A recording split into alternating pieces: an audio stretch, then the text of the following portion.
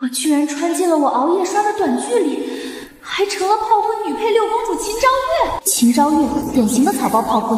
为了女帝之位，你清白设计宰相嫡子，挟持当朝宰相帮自己夺位，结果反被设计当众出丑，最后被宰相报复，女帝厌弃，惨死午门。还好我穿得早，脑袋还在，一切都来得及。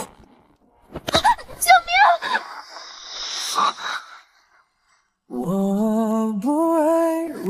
裴雪桥，宰相府的裴公子，你怎么会在这儿？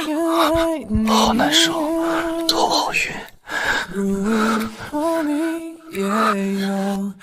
竟然穿中了原主设计裴雪娇的这一天！不会吧，刚穿越就天崩开局！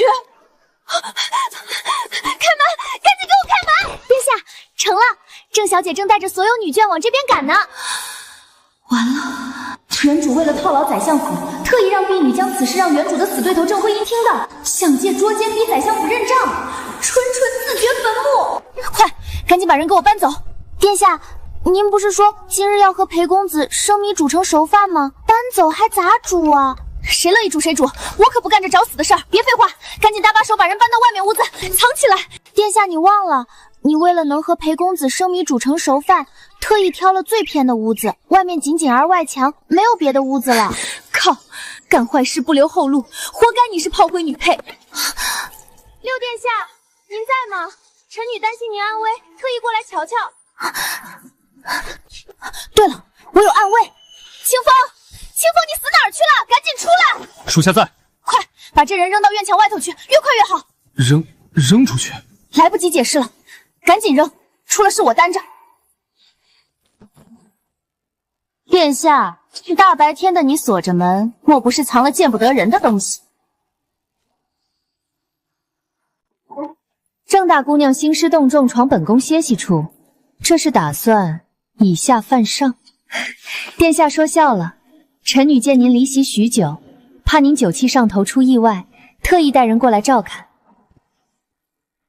对了，方才有人瞧见裴公子也往这边来了，不知殿下可曾见过？听你这话，是疑心本宫私藏外男。殿下误会了，臣女只是忧心殿下，不如让仆妇搜查各处，以保殿下安全。郑姑娘自重，殿下的寝室岂容你说搜就搜？一个婢女也敢拦我？我是为了殿下安危，耽误了正事，你担得起吗？搜查寝居，便是你口中的正事。臣女只是担心殿下安危。你敢打我？擅闯公主居所，污蔑皇室，失敬君臣礼数，这就是郑国公府的教养。本公主赏脸来参加郑国公府的生辰宴，竟被你们搅得如此晦气。这生辰宴不来也罢。桃夭，我们走。哎，总算混过去了，溜了溜了。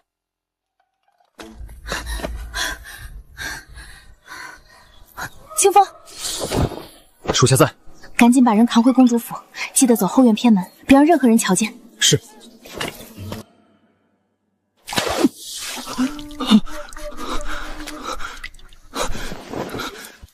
六殿下，这是哪儿？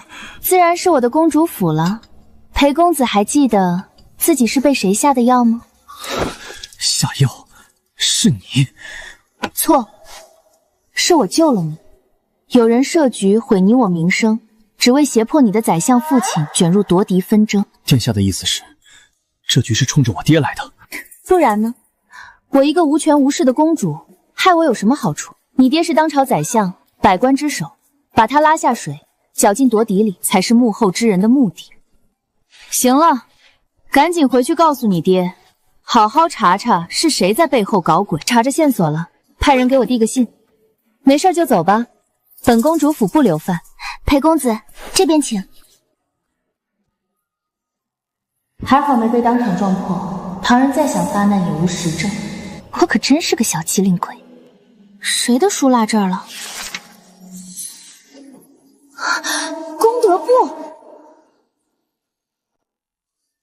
积攒功德可兑换武学修为，初次绑定赠新手福泽、金手指，果然是穿越者标配啊！六殿下，陛下有口谕，宣您即刻入宫，不得延误。苏公公，母皇叫我是为了什么事啊？殿下还是想想今日在国公府都做了什么吧。完了完了，消息传的也太快了，这才半天功夫就捅到女帝跟前了。殿下，跟咱家进宫吧，陛下还等着呢。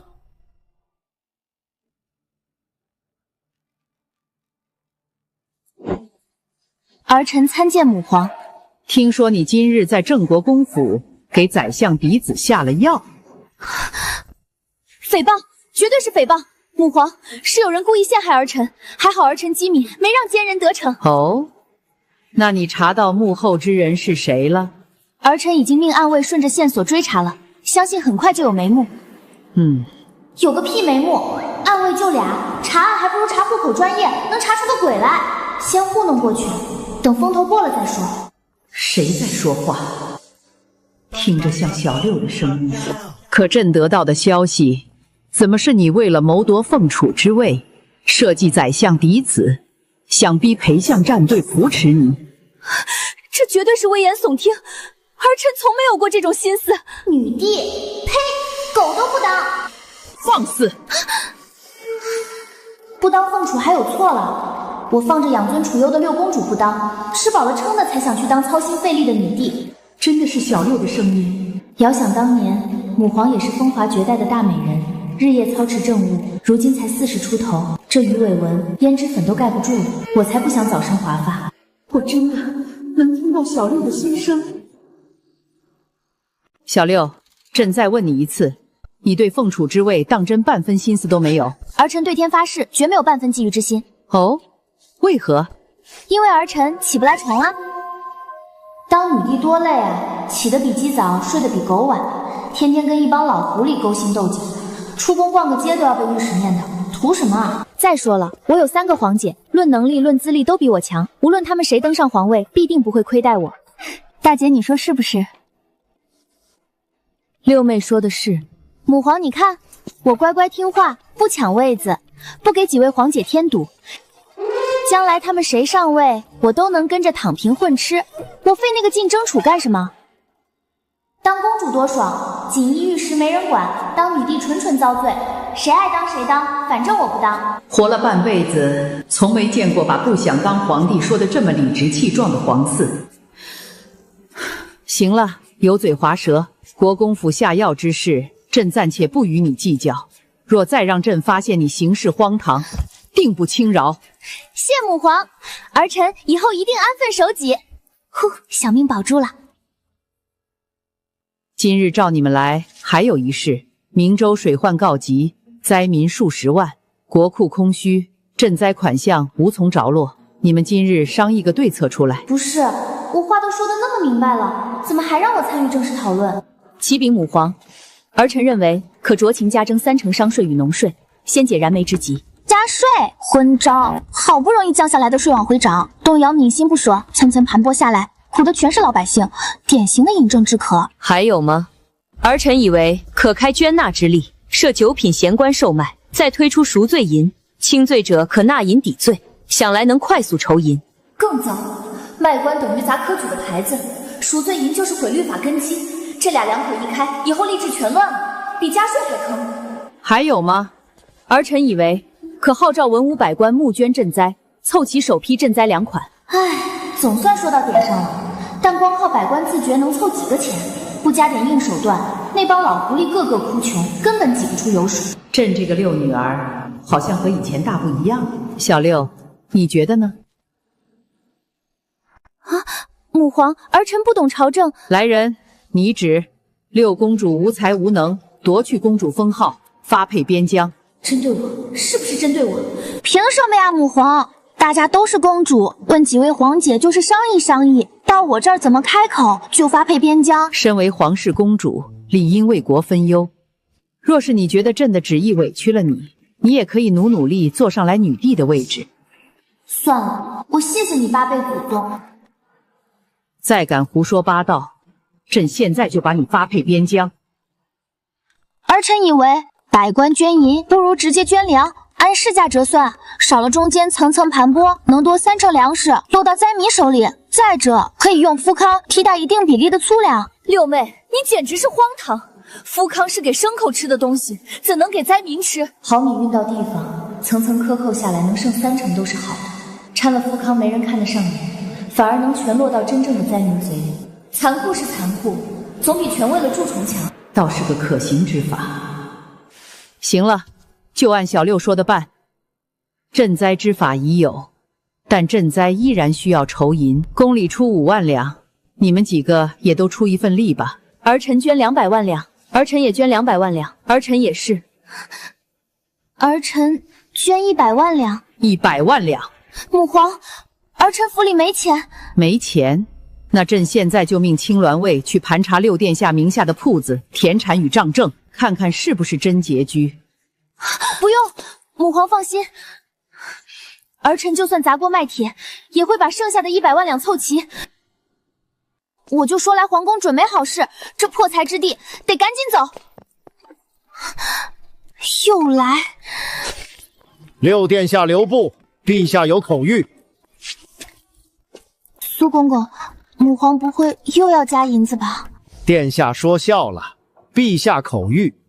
募捐与赈灾还需裴相之子裴雪娇辅佐推行，劳烦殿下跑一趟宰相府，将旨意传达给裴大人。别啊，苏公公，这种事派个内侍去不就行了？我去不合适。开什么玩笑！刚要完人家儿子，现在我主动去丞相府，那老宰相知道了，还不得生吃了我？殿下，得罪了。陛下说了，您不去就请您去。放开我！我自己走，我自己走还不行吗？狗女帝，羡慕杀驴，用完我的主意就折腾我，我跟你没完！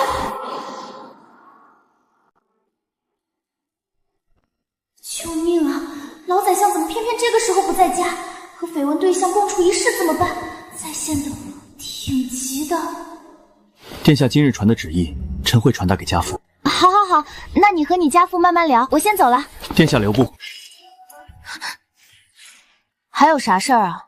臣有一个疑问想问殿下：以粮代银掺福康入赈灾粮的法子是谁想出来的？自然是几位皇姐商议出来，母皇最后拍板定的。我就是个跑腿传话的。这样啊，赈灾的事臣明白了，只是还有一事，臣想请教殿下。你赶紧说。那日臣得到殿下的点拨，去查了下药之人，可种种线索都指向那日下药的局是殿下。诬陷，绝对是诬陷，这都是那奸人的一面之词，不可信。殿下真没想过与裴府结亲，借相府势力争储？没有，绝对没有。裴公子放心，我半分攀附赐婚的心思都没有。再说，我就喜欢身强体壮、能打能扛的。您这种文弱书生挂的，根本不是我的菜。开玩笑，富贵生活刚开始，天下美男多的是，我可不想沾上朝政，惹一身麻烦。哎呀，裴公子，我突然想起来，母皇还有别的吩咐我就不多留了，告辞告辞。这六公主倒和传闻里不太一样。吓死我了！裴家真是个狐狸窝，老狐狸养着小狐狸，以后他们家我可不去了。赈灾的法子也算落地了，看看这功德簿有没有变化。真长功德了，出个主意就有300点，这买卖也太划算了，兑换基础淬体修为。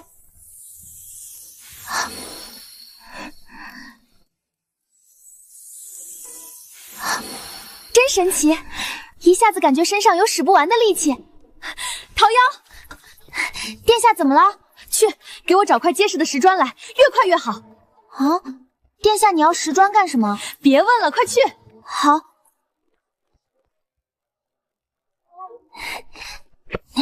殿下，这2块够吗？够了，你先出去，记得把门带上。是。我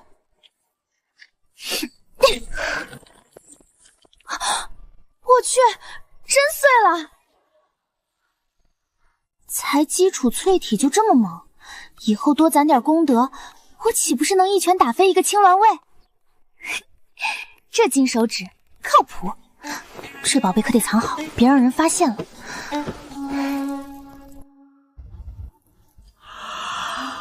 5点就被薅起来上朝，这破班谁爱上谁上，困死老子了。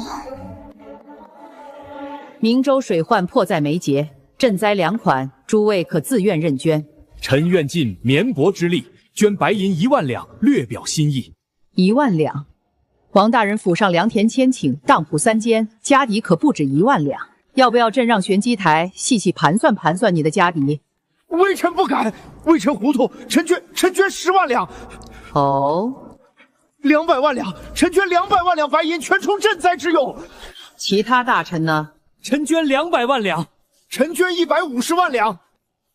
臣愿捐粮100万担，折合白银120万两。苏权，把各位大人的捐款数记清楚了。3日后，朕逐一审建验入库。若是有人敢以少报多，那赈灾的窟窿就用他的脑袋和全家家产来填。遵旨。是谁竟敢在朝堂睡觉？六殿下，朝堂重地，你竟敢酣睡，成何体统？秦昭岳，我没睡。陛下，臣听闻六殿下坐拥天下第1楼，广纳天下贤才，想必家底丰厚。如今赈灾当前，殿下想必也愿多出一份力。六公主，既然你楼中贤才众多，想来不差这点银子，再匀出100万两，充入赈灾款。母皇，我没钱了，刚认捐了100万两，府里都快揭不开锅了。拿不出来，那就夺去封号，发配边疆。儿臣这就去筹钱。殿下来了，怎么也不提前通传一声，小的好准备茶水点心招待你。原主为了夺嫡，设立天下第1楼广纳贤才，结果却养了一堆蛀虫。女帝薅我1万两，我正好去把这帮吃白饭的全清了，把银子追回来。不必了，我来看看，我这楼里养的都是些什么贤才。这是谁？回殿下，这是天下第1懒人，也是咱们楼特意招揽的义士。天下第1懒人，1个月多少月钱？5两银子。好得很，5两银子养个闲人。从今日起，这楼里的人全部重新考核，有真本事的留下，没用的全给我滚蛋。清风，你考考他们武士，能接你5招的算过。是。我来，就一个毛头小子，我2拳就能撂倒。就这，也敢来混5两月钱？下一个。来，出手吧。废物！清风，武士这边你看着，我去前堂考考那群秀才的算术。是。现在我出题，答上来的留下，听明白了吗？听明白了。鸡兔同笼，头35，脚94，各有多少？回殿下，兔12只，鸡23只。有点东西。姓什么？以前在哪儿当差？小人姓钱，考过明算科，在城南粮行做了5年账房。行，你留下，以后府里和楼里的账全归你管，月钱10两。谢殿下，小人一定尽心。殿下，小人山水人物都能画。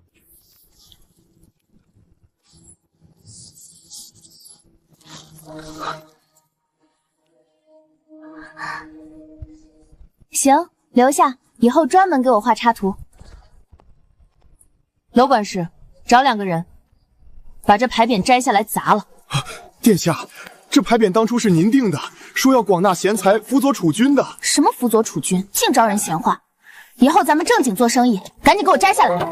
人轻了，牌也摘了，得想点赚钱的营生。张画师，我有个新鲜故事，你配上插画做成画本卖，肯定能火遍京城。殿下请讲。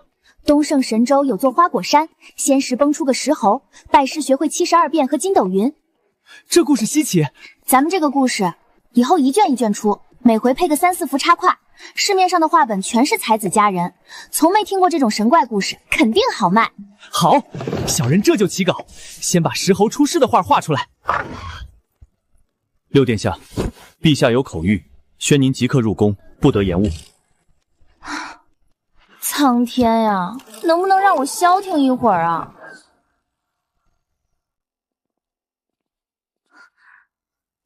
裴雪桥怎么又在这儿？真是冤家路窄。苏权，宣旨吧。奉天承运，皇帝诏曰：明州水患灾情紧迫，特命六公主秦昭月为赈灾使，押运粮草赶往明州发放，命宰相嫡子裴雪桥为监察使，随行监督，共理赈灾事宜。钦此。什么？让我去灾区押粮？我不去。跋山涉水，吃苦受罪，还得应付一堆烂事，狗都不去。殿下，这是陛下的旨意。说什么我都不去，大不了就把我发配边疆呗。我现在就回家收拾行李，正好换个地方躺平。发配边疆，你想得到美！来人！不是吧？来真的？六公主抗旨不遵，乃是死罪，立刻打入大牢，秋后问斩。别介啊，母皇，儿臣刚才开玩笑呢。赈灾救民是儿臣的本分，儿臣这就去，保证把这差事办得妥妥当当。这六公主倒不像传闻中那般荒唐骄纵。裴雪桥，你随行监督，若有差池，一同问罪。臣遵旨。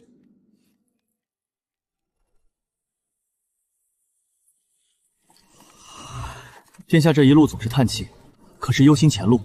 以后你离我远点，和你待在一起准没好事。刚在京城收拾完你的烂摊子，现在又要跟你一起跑山路遭罪。出门前家母塞的酸梅，解乏之困，算微臣赔罪。殿下尝尝。算你上道，这次就原谅你了。殿下，灾区到了。折腾这么久，总算到灾区了。等这事儿一了，就美美回京躺平，再也不接这破差事了。清风，搭棚施粥。是。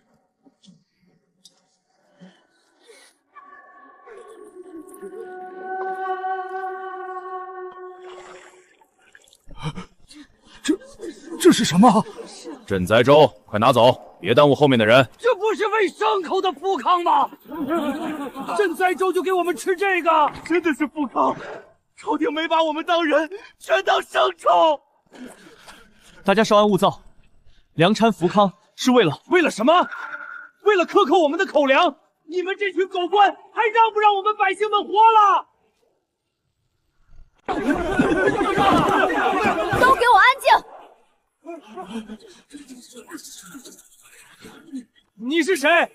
跟这群狗官是一伙的吧？我是本次赈灾的钦差，我就问你们一句：往年朝廷发纯白米赈灾，你们家家户户最后能分到几口？往年领粮排一天队，最后就分到小半碗，还掺着沙子，根本不够吃。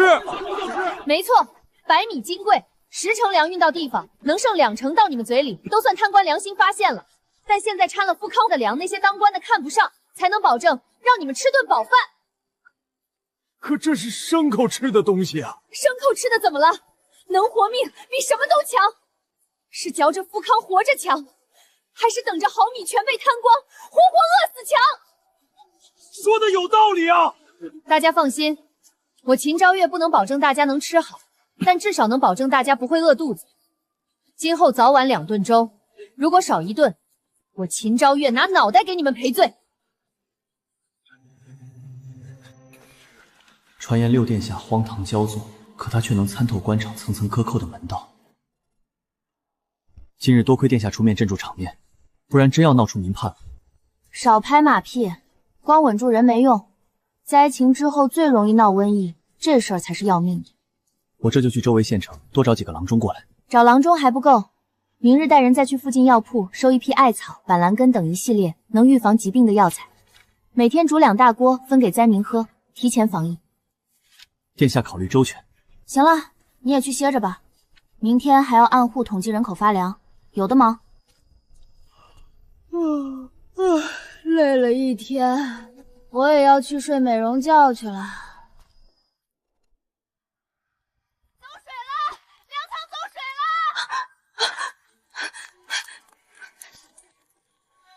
门被人从外锁着了，不好，是故意纵火！来人，救命啊！不好，六殿下的屋子也走水了，快救人！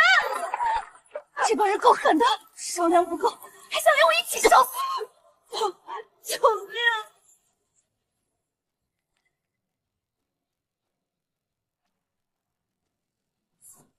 殿下，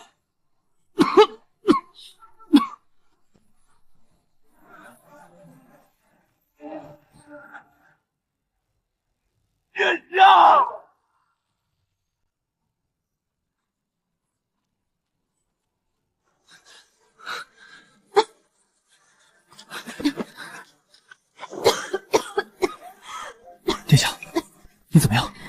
没事。粮仓呢？粮仓怎么样了？殿下，火太大了，粮食救不下来了。救不回来也要救，那是10几万灾民的救命粮。这殿下跟那些官老爷不一样。清风，传令下去，立刻封锁整个官仓，所有粮官、差役、值守侍卫，一个都不许走。谁要是敢踏出官仓半步，直接按同谋论处。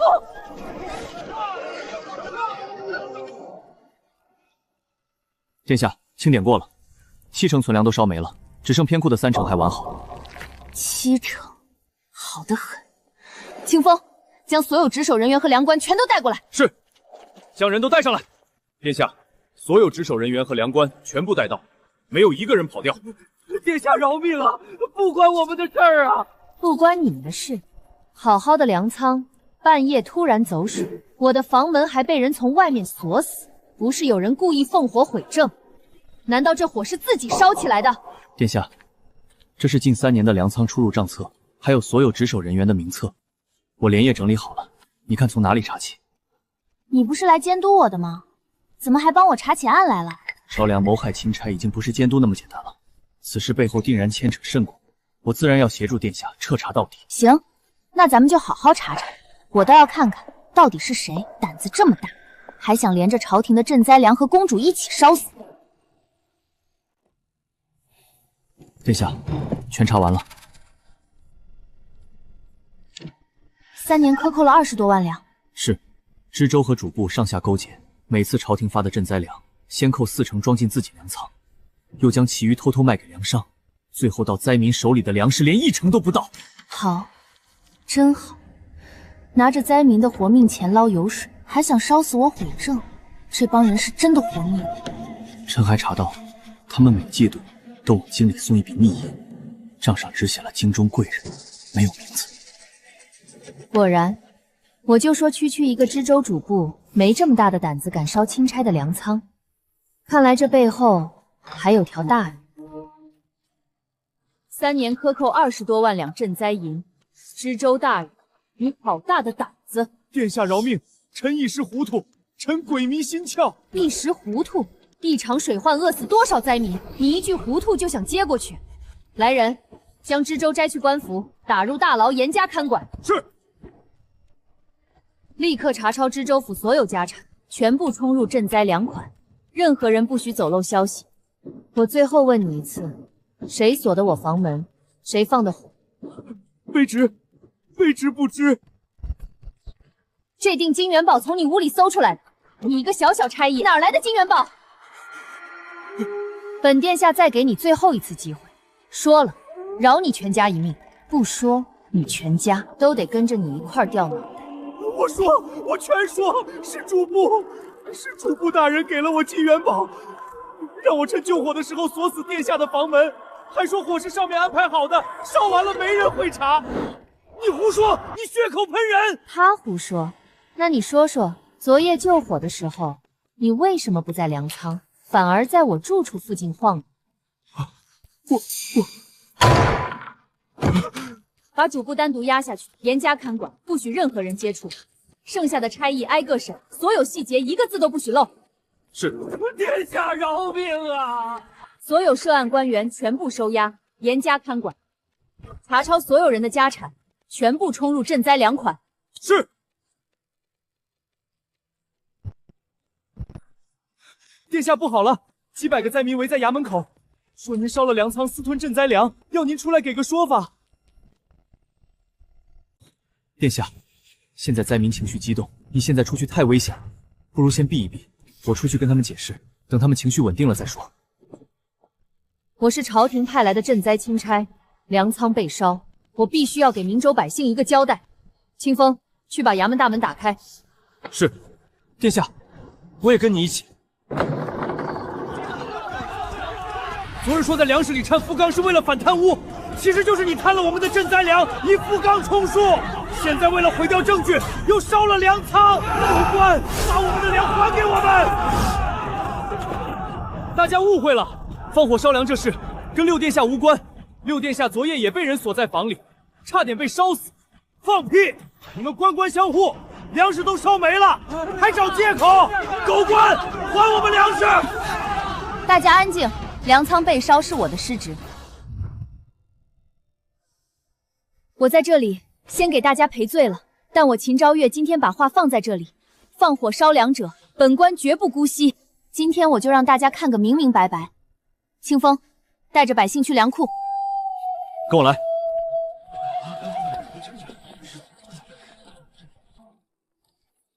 大家看清楚，粮仓只烧了主库，偏库的粮食全在这里，一袋都没少。我要是想私吞粮，为什么不把这些也烧了？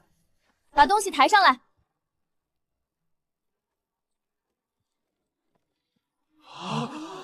这么多钱！这是从知州和主簿家里抄出来的赃银，整整100万两。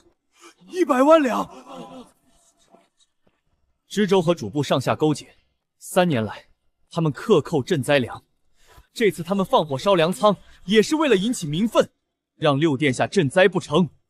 原来是这些狗官杀了这些贪官，他们拿我们的活命钱捞油水。大家放心，六殿下已经将他们关入大牢，等待朝廷发落。朝廷后续的赈粮很快就到，饿不着大家。除此以外，本县推行以工代赈，所有青壮的乡亲，只要愿意修缮房屋、疏通河道，干1天活，县衙不仅管3顿饭，还发5文铜钱。太好了，有活干还有饭吃，六殿下真是我们的好官啊！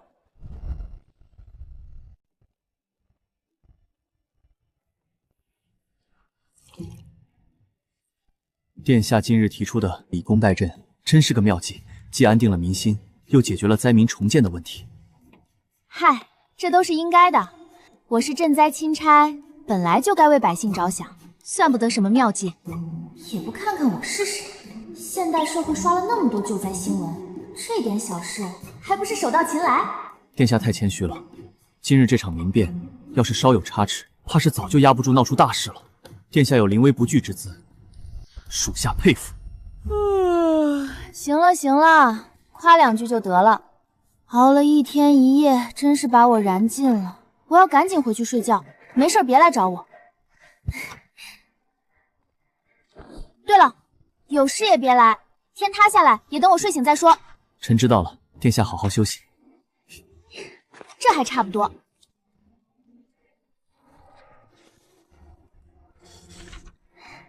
看看今天的功德有没有增加。800点，800功德了，再攒攒就能换个更厉害的技能了。紧急预警，3日内灾区将爆发大规模腹泻疫情。糟了，要快点准备防疫。清风，属下在。清风，前几日让你带人去附近所有药铺收购的艾草、板蓝根、金银花、黄连这些防疫草药，收了多少了？回殿下，附近3个县的药铺全收遍了，够2000人喝半个月的量。好，你现在立刻带人去灾民安置点支起12口大锅，从今天开始，每天煮2大锅防疫草药，免费分给所有灾民喝。是，殿下，属下这就去办。水患之后最容易闹瘟疫，提前防备总没错。等真病倒了再准备就晚了。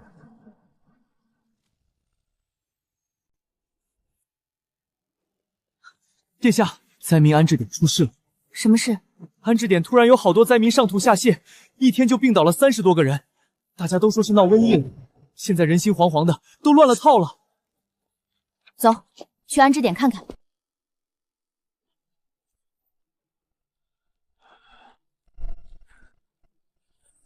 老先生，情况怎么样？这病严重吗？会不会传开？回殿下，幸好前几日您提前准备了防疫的草药，百姓们也都喝了几天，现在病症都不重，只是这饮水的问题不解决，怕是还会有人生病。清风，殿下请吩咐。按我这图纸，立刻修建过滤沙池，所有饮用水必须经过沙池过滤才能用。第二，通知所有灾民，饮水必须烧开了才能喝，谁敢喝生水，直接罚1天口粮。是，殿下，属下这就去办。殿下连防疫的法子都提前想好了。大灾之后必有大疫。之前翻阅古籍，无意间看到防疫方法，现在试一下，看效果如何。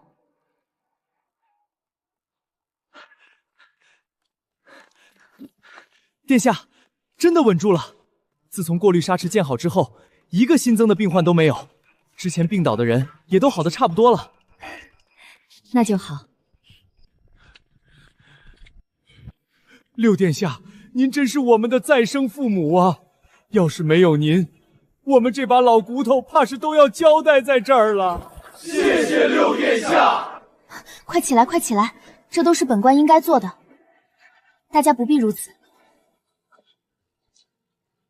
殿下，臣之前还心存疑虑，觉得殿下年纪轻轻不懂赈灾，如今亲眼看见殿下用奇法控制住了瘟疫，臣彻底心服口服。行了行了，小事一桩，不用这么客气。殿下，您不仅懂赈灾安民，还心里装着百姓，是我们百姓之福。低调低调，这波功德又要长麻了，赚翻了赚翻了。对了，你去把府衙所有差役都喊到大堂，我要给他们开个会。是。今天叫你们来，是要宣布2条新政令。第一条，府衙所有差役重新考核，吃空饷的、混日子的、欺压百姓的，全部清退，一个不留。清退？那我们怎么办？吵什么？有手有脚的，只要想干，就饿不死。还有第2条，从今天起实行每日放粮公示制，每天放了多少粮，发给了多少人，花了多少钱，全部张榜公示，账目全公开，由灾民推选出来的代表全程监督。殿下英明，如此一来，再也没人敢克扣赈灾粮了。殿下，您这法子真是太好了！以前放粮，我们都不知道到底有多少，现在每一笔都明明白白的，我们心里踏实多了。本来就是你们的救命粮，当然要让你们看得明明白白。以后要是发现有人动手脚，直接来衙门找我，我给你们做主。谢谢六殿下。六殿下，这是我们全明州的百姓凑钱给您做的万民伞，您为我们做了这么多，我们无以为报，只能给您送这个表表心意，请殿下收下。万民伞，我居然也有收到万民伞的一天，这波太有面了。这多破费啊！我就是做了我该做的事，不用这么客气的。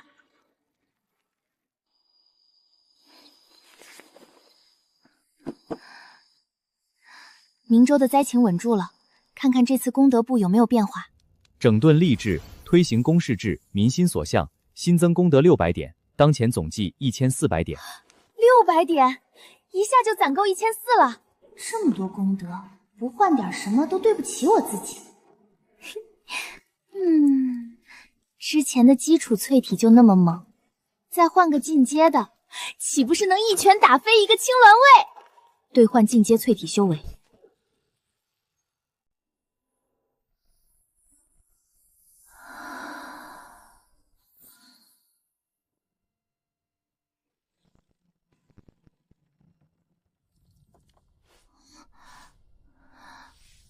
我去，这么猛！以后要是遇到刺客，老娘自己就能上，再也不用靠别人保护了。这功德花的值，太值了！再攒攒，这赈灾也不全是坏事，这功德长得比坐火箭还快。陛下，六公主在明州未经朝廷审批，就擅自查抄官员府邸，完全不把朝廷法度放在眼里。臣等联名弹劾，请陛下将六公主召回京城治罪。请陛下召回六公主治罪。说完了。陛下，六公主的德才欠愧，行事荒唐，实在难以担当赈灾重任。苏权，奴才在。把这些奏折都收了，留中不发。以后再有弹劾六公主的折子，直接扔了，不用呈上来。陛下，这不合规矩。规矩？六公主在明州赈灾安民，你们在京里搅动朝政。我问你，是规矩重要，还是明州10万百姓的生死重要？陛下，滚！岁末，属下在。你带一队青鸾卫去明州，给小六传句话，让他放开手查，朕给他兜底。谁敢给他使绊子，直接拿下，不用回京请旨。是，属下这就去。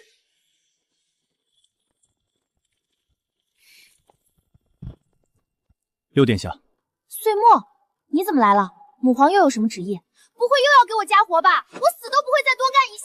殿下放心，陛下不是来加活的。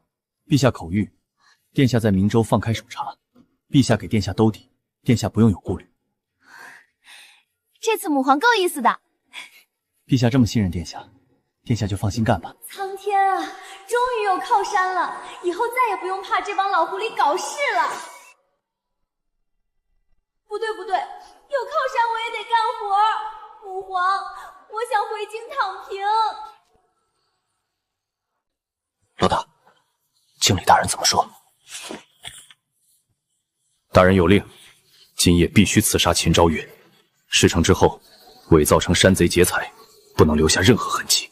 遵命。记住，速战速决。今晚务必取秦昭月的人头。遵命。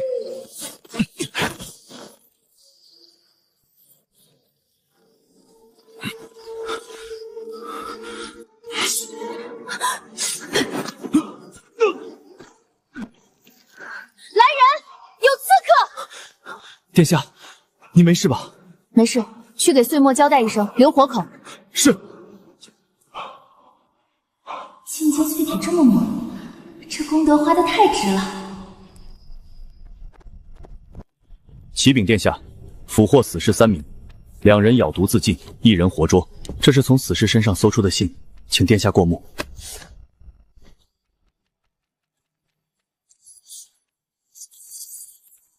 好啊，粮仓纵火，煽动民愤，还有这次刺杀，这位王大人胆子可真不小啊！是吏部王大人，他是五皇子的人。母皇派我来赈灾，我立了功劳，威胁到他夺嫡的路，便派人暗杀。醉木，你立刻安排人800里加急，把这封信送回宫里，交给母皇，人证押入大牢，等回京一并移交。是。我就说不能趟夺嫡这个浑水吧，躲都躲不开，烦死了。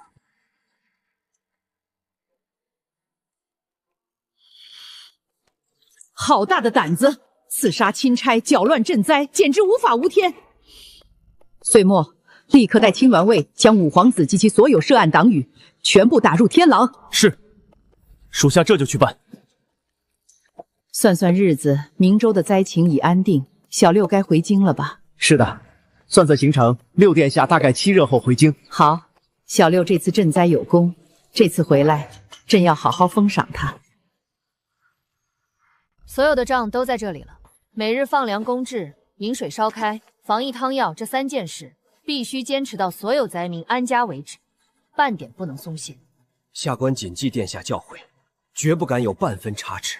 囚车都安排好了，人证也有人看管，随时可以启程。那还等什么？走，回京！可算能回去了，我的软床，我来了！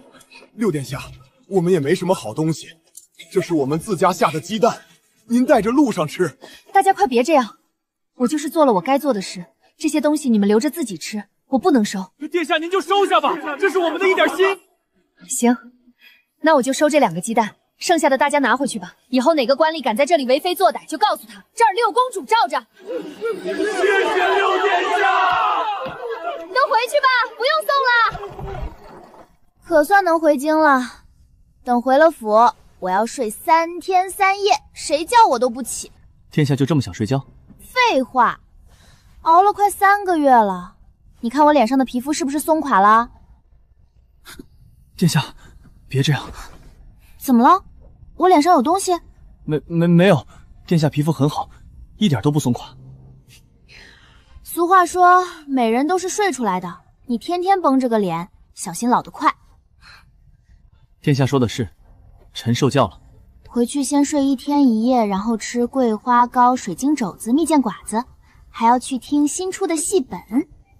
六公主怎么有点可爱？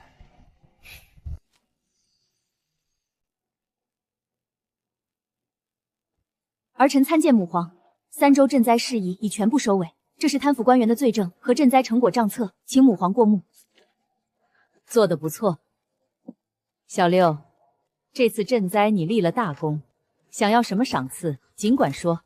我不要赏赐，儿臣就想回府好好休息，终于能躺平了，谁也别想再给我加活。行，朕准了，你回府好好休息去吧。谢母皇，儿臣告退。这个小六，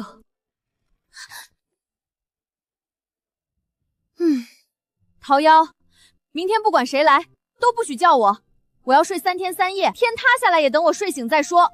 知道了，殿下，奴婢记住了。殿下好好休息。躺平太爽了。六殿下，醒醒，接旨了，陛下赏您东西了。别吵，我要睡觉。殿下，陛下说了，赏了您20匹云锦、10箱南海珍珠，还有各色珍宝。若殿下再不起，珍宝可就抬回去了。什么？珍宝？陛下有旨，六公主赈灾有功，特赐云锦20匹、南海珍珠10横、赤金100两，珍宝若干，钦此。谢母皇赏赐，没白熬这3个月，这波血赚。殿下，陛下还有东西要赏你。还有，是美男还是封地？奉天承运，皇帝诏曰：六公主秦昭月赈灾有功，财币可用，今新设农政司，着六公主秦昭月任农政司主事，全权掌司务，钦此。啥？我不干。殿下，农政司长备荒劝农，是关系到大前朝百万百姓的大事，陛下是看重您，才把这个位置交给您。不听，我不听。陛下还有口谕，让老奴转告您。不听不听，王八念经。陛下说了，您要是把农政司这件事办成了，就给您封一块江南的好封地，有山有水，有千顷良田。您到时候去了封地，想怎么躺平就怎么躺平。母皇真这样说的？那是自然，陛下金口玉言，还能骗您不成？不行，口说无凭，我要白纸黑字的。奉天承运，皇帝诏曰：六公主秦昭月若能办妥农政司司务，充盈仓里，劝课农桑，惠及百姓，即赐江南封地1000顷，永为10亿，世袭罔替。钦此。殿下接旨吧。1000年的狐狸，万年的精，能做到女帝这个位置，果然算计得明明白白。行，我再信你们一次，为了封地，我接了。陛下还让老奴转告殿下，3日后记得去农政司上任。知道了，知道了。唉，大前的百姓全靠种小麦过活，亩产低还靠天吃饭不说，粮商还天天在中间搅浑水，民政司主事协调一堆烂事儿，想想都头大。功德不怎么亮了。对了，番薯，我怎么把这个忘了？亩产是麦子3倍，还耐旱耐涝不择地，真是瞌睡送枕头，来得及时。先试试300功德值能换多少种子。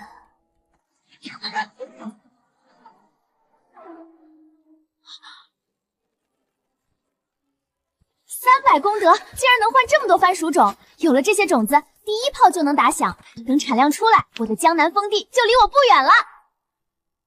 裴公子怎么在这儿？不会也被母皇抓壮丁了吧？殿下说笑了，陛下下旨让臣任农政司副主事，辅佐殿下办事。臣也是刚到，正等着殿下呢。行啊，有你帮忙我省事多了。正好我有2个计划跟你商量下，东西都给我搬进来。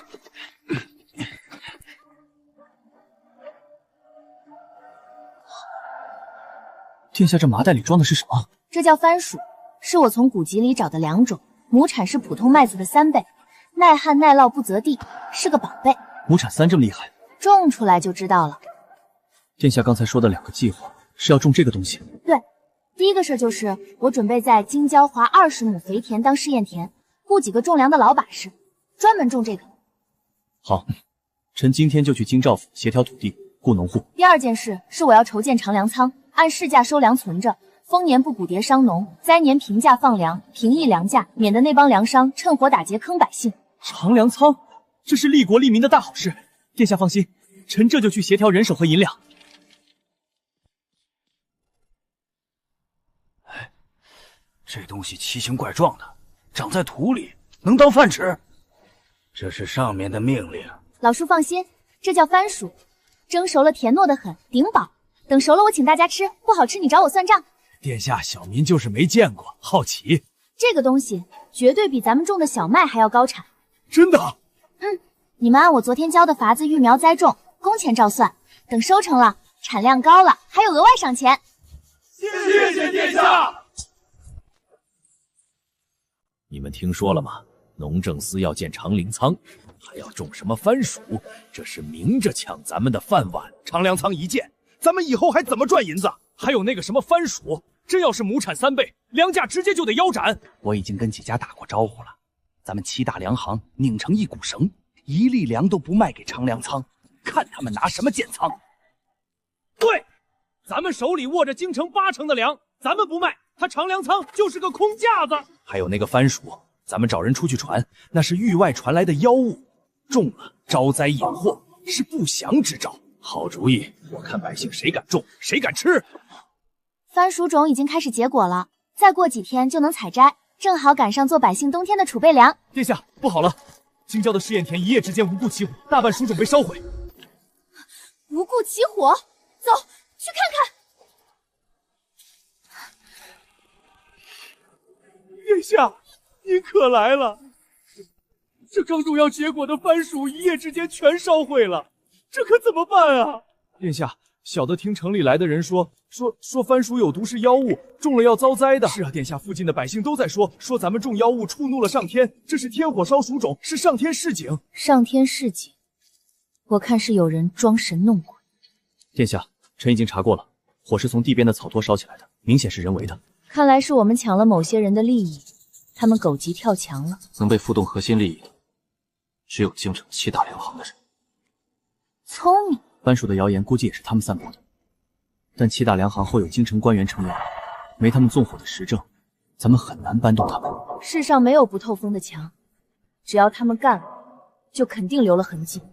清风，属下在。你立刻带人暗中盯紧7大粮行的所有私仓和出货记录，有任何风吹草动，立马通知我。是，殿下。殿下，现在最棘手的就是番薯妖物的谣言，再传2天，就算咱们补种出来，百姓也不敢种不敢吃，前面的功夫就全白费了。百姓们无非是害怕番薯有毒，怕真的招灾。你带人在地里仔细找找，看看有没有没烧坏的完好的番薯，挖出来带回去。殿下是想以身试毒，当着全城百姓的面吃给他们看，是不是妖物有没有毒，一吃便知。不行，殿下金枝玉叶，怎么能以身犯险？万一出点什么事……放心，番薯本来就是能吃的，烧过的地挖出来的完好的更没事儿。你去安排，明日公主府门口搭棚子蒸番薯。好，臣陪你一块吃。这就是那妖物，真能吃，别吃出事吧。都说中了要遭灾，谁敢碰啊？大家都看着，这就是番薯，不是什么妖物。今天我当着各位乡亲的面吃，要是有毒，我第一个担着。甜糯得很，顶饱又好吃。老叔，您种了一辈子地，您尝尝，看看这东西能不能当粮吃，是不是妖物？甜的，真的能吃，面糊糊的，比窝头还顶饱。各位乡亲，这番薯根本不是什么妖物，是有人故意散布谣言，好趁机抬粮价赚黑心钱。太缺德了，这帮粮商心都黑透了。去年灾年粮价涨了3倍，我们家差点没熬过去。殿下，这番薯我们能不能买种子啊？明年我们家地就想种这个，要种，给我留一份。大家放心，我们留了备用的薯种，明日我就免费给大家发薯种，保证家家户户都能种上番薯。殿下，你就是我们的活菩萨。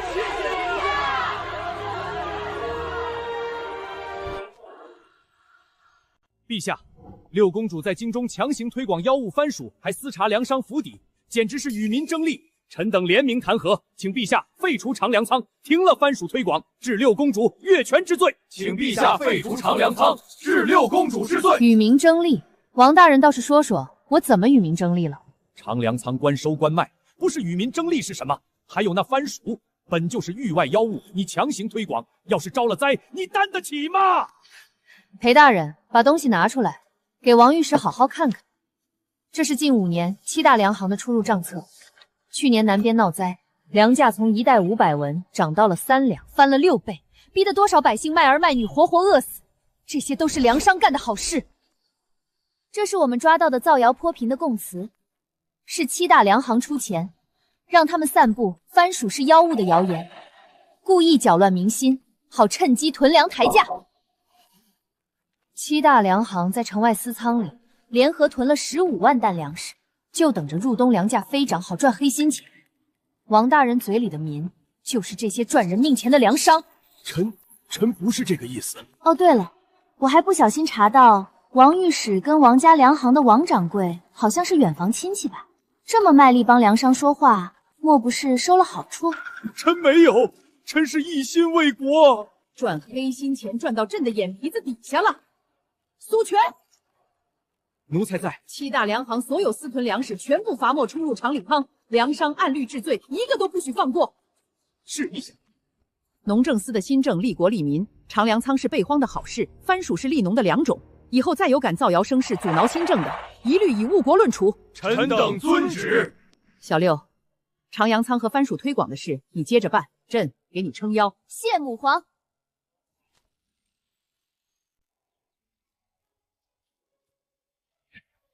殿下，您快看，这一窝就挖了快10斤。殿下，算出来了，亩产足足有800多斤，是普通麦子的3倍还多。真有3倍多，这也太能长了。殿下，这番薯怎么留种啊？我家5亩地，明年全想种这个。对呀，殿下，我们也想留薯种。大家留种的话，番薯要选个头匀实、没破没烂的，放在阴凉通风的地方存着，别冻着，也别闷着。明年开春就能育苗了，不用年年买新种。谢谢殿下，小民记住了。唉，跑了一天累死了，我要美美泡个热水澡。这什么情况？我不在家这半天，家里怎么多出这么多东西？殿下，番薯大丰收的消息传开，2皇子府、3公主府，还有好几家经理的官员都派人送了礼过来，堆了一客厅。殿下，这是礼单。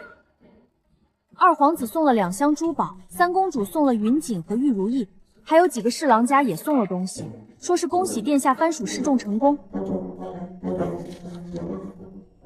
去，把所有礼物都原封不动退回去，谁送的退给谁，就说我心领了，礼物不能收。殿下，全退，全退。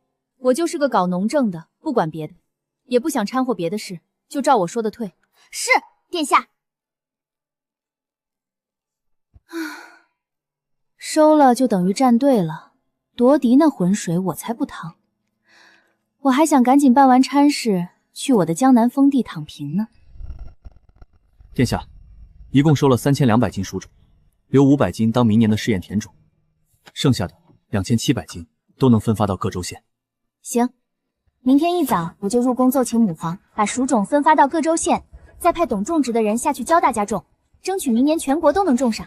等番薯在全国推广开，百姓都能吃饱饭，我的功德肯定长麻了，江南封地也稳了，到时候我就再也不用上朝干活了。番薯成了，全国推广的折子母皇也批了，终于可以去江南封地躺平了。这丫头心里净想着跑，再也不用早起上朝了。殿下，陛下请您偏殿说话。啥事不能在这儿说？殿下去了就知道了。最好再送我一堆金银珠宝，然后我带着宝贝美美去江南。母皇，是不是要把封地的地契给我了？小六，朕问你，这凤储之位，你真的一点都不想做？母皇，您饶了我吧！当女帝天天5更起半夜睡，批不完的折子，操不完的心，儿臣真的起不来。可你赈灾兴农安民，哪一件做的不比旁人强？那是赶鸭子上架，儿臣就想做个富贵闲人，吃吃喝喝睡睡觉。母皇，您就把我当个废物养着呗。行了，滚吧。谢母皇，赶紧溜，再不跑真要被摁在龙椅上了。这丫头是真不想要。臣听说殿下要去封地了。对啊，我的神仙日子马上来了。殿下若去封地，微臣可否随行？你跟我去干嘛？臣想去封地推行农政，为百姓做事，也想陪在殿下身边。随你便，反正别来打扰我就行。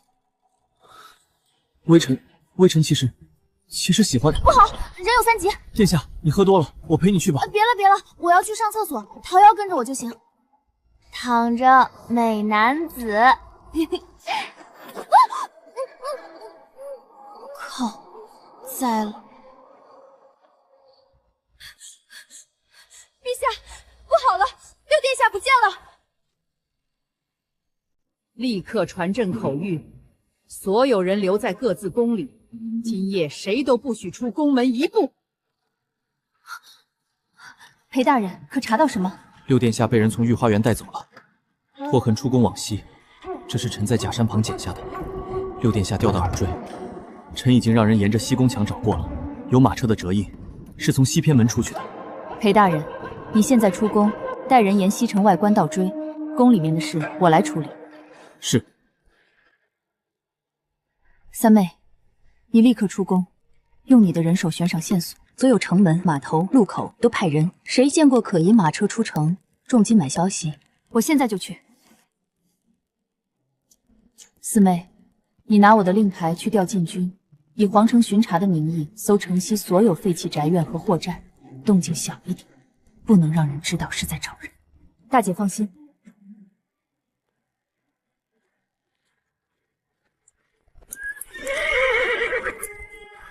裴大人，前面路口有岔道，往左是官道，往右是进山的路，咱们哪边？右边的折印心压得深，车上至少3个人以上，走右边。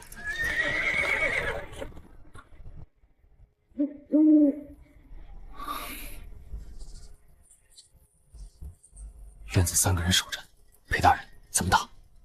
你带1个人绕到后院，从后墙翻进去接应殿下。我带人在前面引开那3个，等他们动了你就动手。知道了。殿下，再撑一会儿。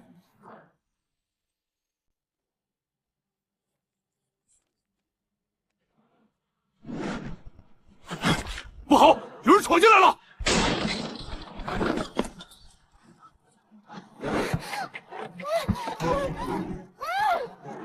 殿下，外面几个人？3个在院里，2个在院墙外接应，裴大人在前院拖着。殿下，您还能动吗？能，当然能动。走，去看看谁吃了雄心豹子胆，敢抓本公主。殿下，你受伤了？不碍事。他们都死了。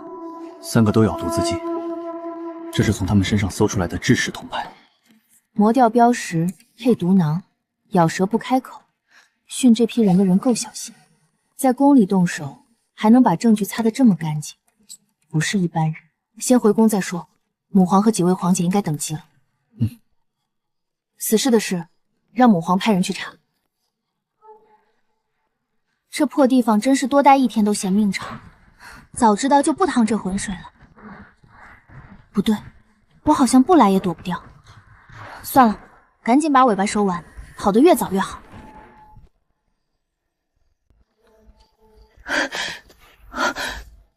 你手怎么了？勒的，不碍事。三姐你轻点儿，再抓就真伤了。伤让太医看过没有？母皇，儿臣真没事，就是手腕勒红了，过2天就消。 母皇，这是从死士身上搜出来的，牌子上的花纹全磨平了，找不到任何印记。这种铜牌朕也从未见过。长公主，儿臣在。你拿着这个去查，京城能打出这种制式铜牌的铁铺不超过10家，不管花纹磨得多平，打磨的手法总有痕迹。顺着这个查，谁打的就是谁打的。儿臣遵旨。小六，你去江南的事先搁置，等把凶手揪出来再走。江南山高水远，万一那边也有人要害你，朕担心护不到你。行吧。殿下以前不是说能躺着绝不坐着，这2天批了快100本折子了，不太像你。本来都是要去江南过好日子的，该死的劫匪打乱我的计划，害我继续留在农政司干活。我的命怎么这么苦？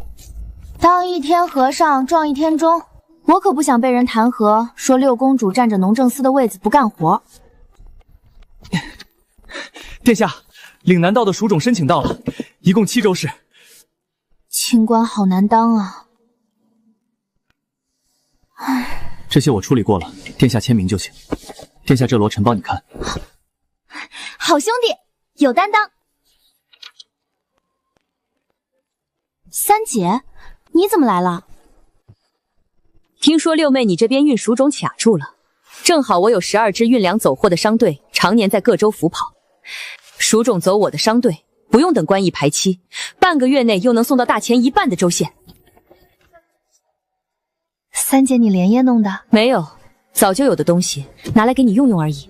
你先把蜀种运出去再说，别在京城这第一步就卡住。谢了三姐，这份人情我记着。小事小事，东西送到了，我走了。对了，商队的账归四妹管，你直接找她对就行。走了，不耽误你干活。三姐嘴上说着早就有的，那张纸上墨迹都还没干透呢。我这个三姐可真傲娇得很呢。各位乡亲，长林仓压价收粮，外面粮价都翻了3成了。听说了没？长林仓是强征，不卖也得卖，收了还不给现钱。我邻居说的，官府变着法子抢粮，粮商抬价，还造谣说强征，农户不敢卖，这第一批收储很难推进。农户怕的是粮食交出去换不回东西，番薯现在正好收成，如果咱们用番薯当抵押换粮，1斤粮换1斤半番薯，农户愿意不愿意？好主意，番薯能顶饱还能留种，比银子还踏实。乡亲们，长林仓不抢粮不压价，今天收粮按市价折算，1斤粮换1斤半新鲜番薯。番薯什么产量大家都见过，拿回去顶饱留种都行，换不换你们自己决定。殿下说话算话，现场过秤，当场给付。行，我家换。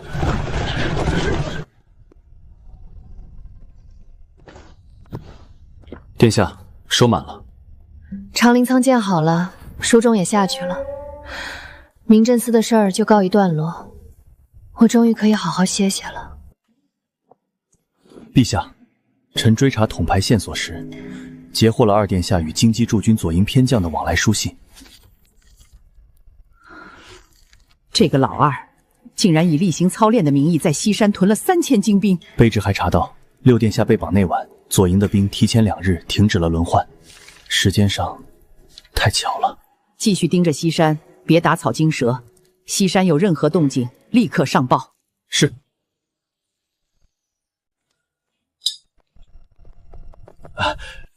这位贵人，您是要打什么农具？见过这个吗？这打磨的手法像是城南老赵的手艺。他3年前接过一批活，打了一批铜牌，说是贵人府上用的。不过老赵去年就不在了。他可说过是哪家府上？他那人嘴严，从不问主顾来历。不过有一回喝多了提了半句，说是东边府上。城南往东，2皇子的府邸就在那个方向。今天的事别跟任何人提。贵人放心，小的什么都没说过，贵人慢走。青州的蜀种已经落地了，这是知州签的回制。最后一批是哪里？岭南。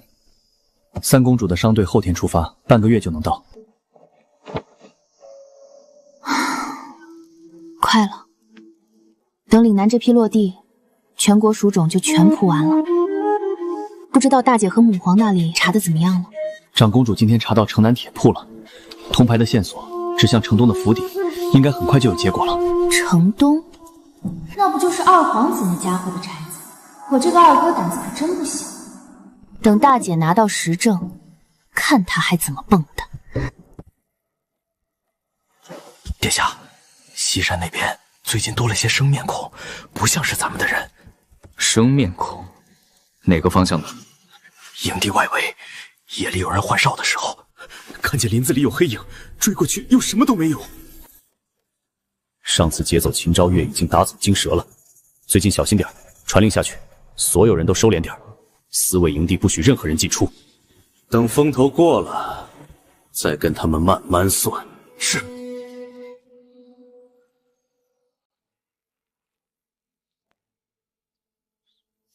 这笔府邸修缮是3年前的支出，银两数额对不上修缮的规格。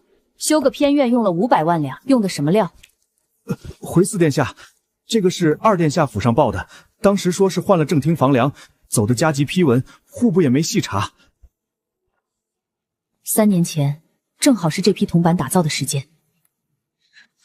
合着朝廷的修缮银全被他拿去养私兵了。今天我来查账的事，半个字都不许往外说。是，小的明白。时间对得上，银两数目也对得上。这批铜牌就是老二府上定做的，不止这个。我查了经营的值守记录，六妹被绑那晚，城西左营的巡哨提前撤了半个时辰，左营的参将是老二的老部下，证据链全串起来了。我这就进宫面母皇，感动六妹，她真是活腻了。我跟你一起去。不用，你回去盯着西山那边，别让他的人跑了。我进宫跟母皇说。好得很，朕的好儿子，拿着朝廷的钱养私兵，还敢绑朕的女儿。母皇，儿臣请旨立刻拿下二弟，搜他的府邸和西山营地，人证物证俱在，他赖不掉。他敢在西山屯几百私兵，就早有准备。现在去拿，他咬死不认，再把私兵散了，反而打草惊蛇。万一他狗急跳墙，对小六、小四他们几个下手，得不偿失。母皇，那下一步怎么办？你回去告诉小四，账目继续查，西山那边也继续盯着，别露破绽。等他自己露出下一步棋，咱们再连窝端。儿臣明白。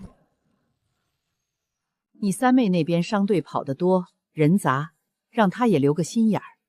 还有小六，他天天往农政司跑，身边人别太少，让裴雪桥也多盯着点儿。是，儿臣都记下了。苏全宣二皇子秦景恒进宫见朕。是。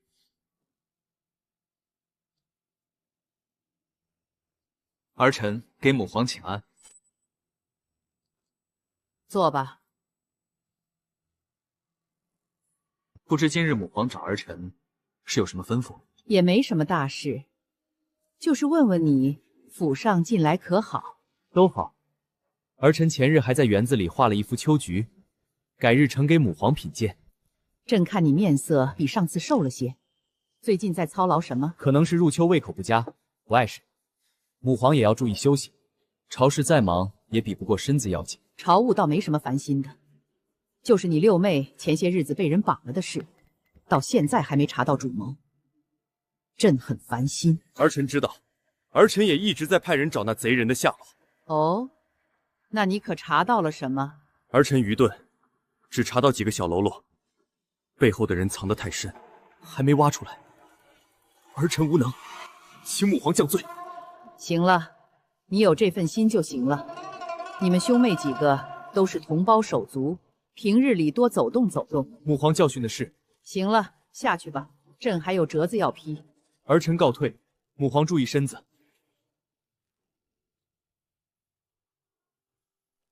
不会吧？怎么遇上二皇子？真会气我人。六妹，近来辛苦了吧？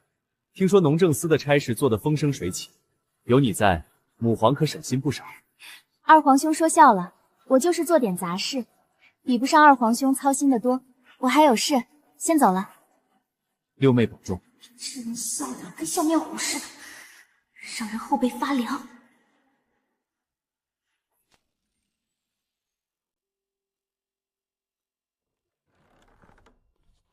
母皇，您找我？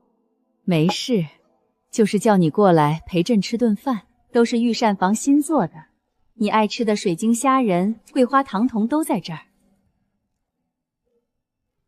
你最近在农政司忙什么呢？天天见不着人影，连宫宴都懒得来了。番薯种都发完了，全国各地的长平仓也都收满粮了，就剩最后几笔收尾的账，对完就没什么事了。忙完这一阵，有什么打算？母皇今天怎么这么好心，又是请吃饭，又是塞点心的。无事献殷勤，非奸即盗啊！不会是憋什么大招要给我加活吧？我跟您说，我活都干完了，咱们说好的，干完就给我封地的。看你那点出息，多吃点儿。你三姐昨天还跟我说，你最近天天泡在农政司，饭都不准点吃，比上回见瘦了1圈。这样呀，那我就放心吃了。吃吧，你最近也是累着了。死侍的事你放心，母皇必定给你一个交代。谢母皇。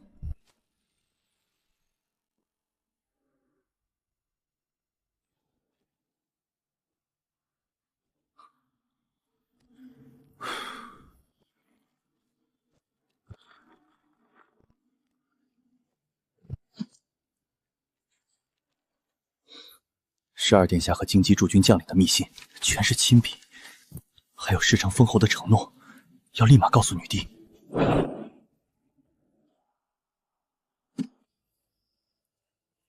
陛下，幸不辱命，西山私兵洞穴里搜出来了，一共7封密信，全是2殿下和京畿7位将领的私通证据。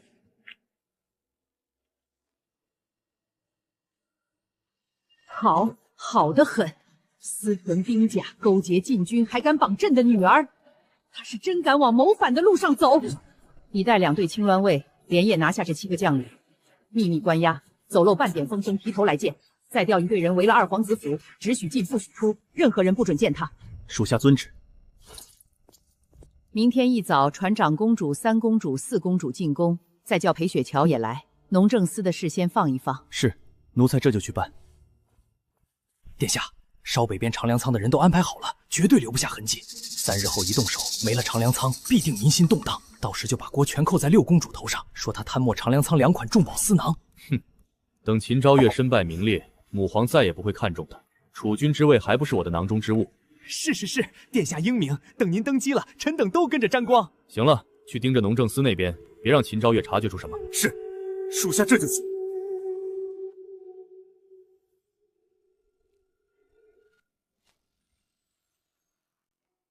老大，近半月的朝务，你说说。近半月各地州县秋税已收齐80%，江南水坏的堤坝修饰款已拨付到位，番薯薯种已分发至全国19道，只剩岭南道最后一批在土。小六，番薯推广的事你具体说说。回母皇，全国19道的薯种都已经落地栽种了，就剩岭南道最后一批，3日后就能到，半个月后就能统计出苗率。长平仓也都收满了。后续按季轮换就行。办得不错。2皇子，儿臣在。鸡山一边有兵营夜间操练，声响震天，附近百姓都告到京兆府了。京畿驻军的轮换章程是朕亲手定的，什么时候改了规矩，朕怎么不知道？回母皇，儿臣不清楚此事，许是地方守军临时作练。儿臣回去问问经营的人，查到了立刻回禀母皇。不用你问。既然不清楚，那就查清楚。岁末，属下在。西山兵营的事交给你查，3日内给朕一个明明白白的答复。属下遵旨。不对，母皇怎么忽然查到西山？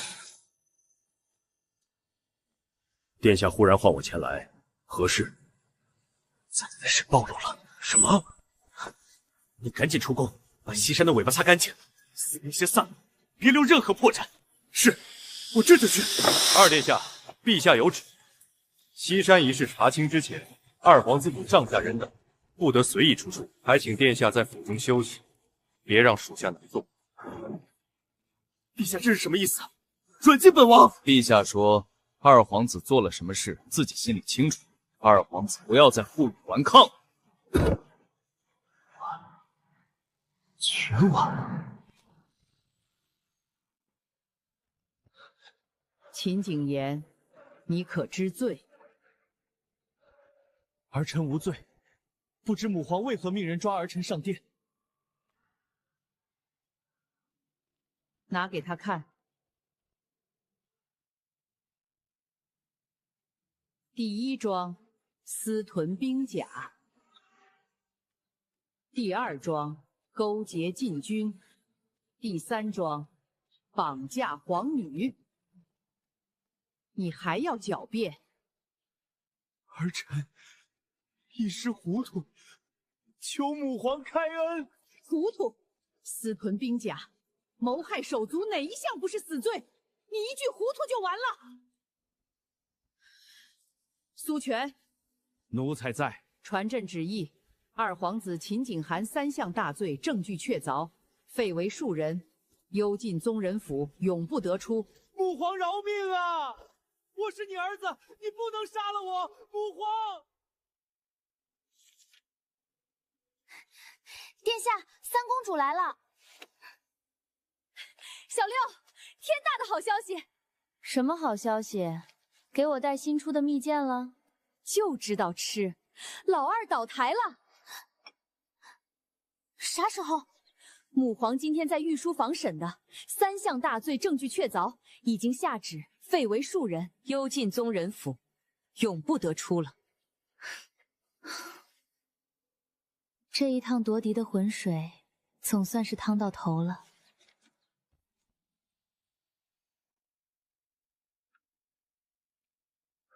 终于写完了，江南封地申请奏折，活儿都干完了，母皇总该批了吧？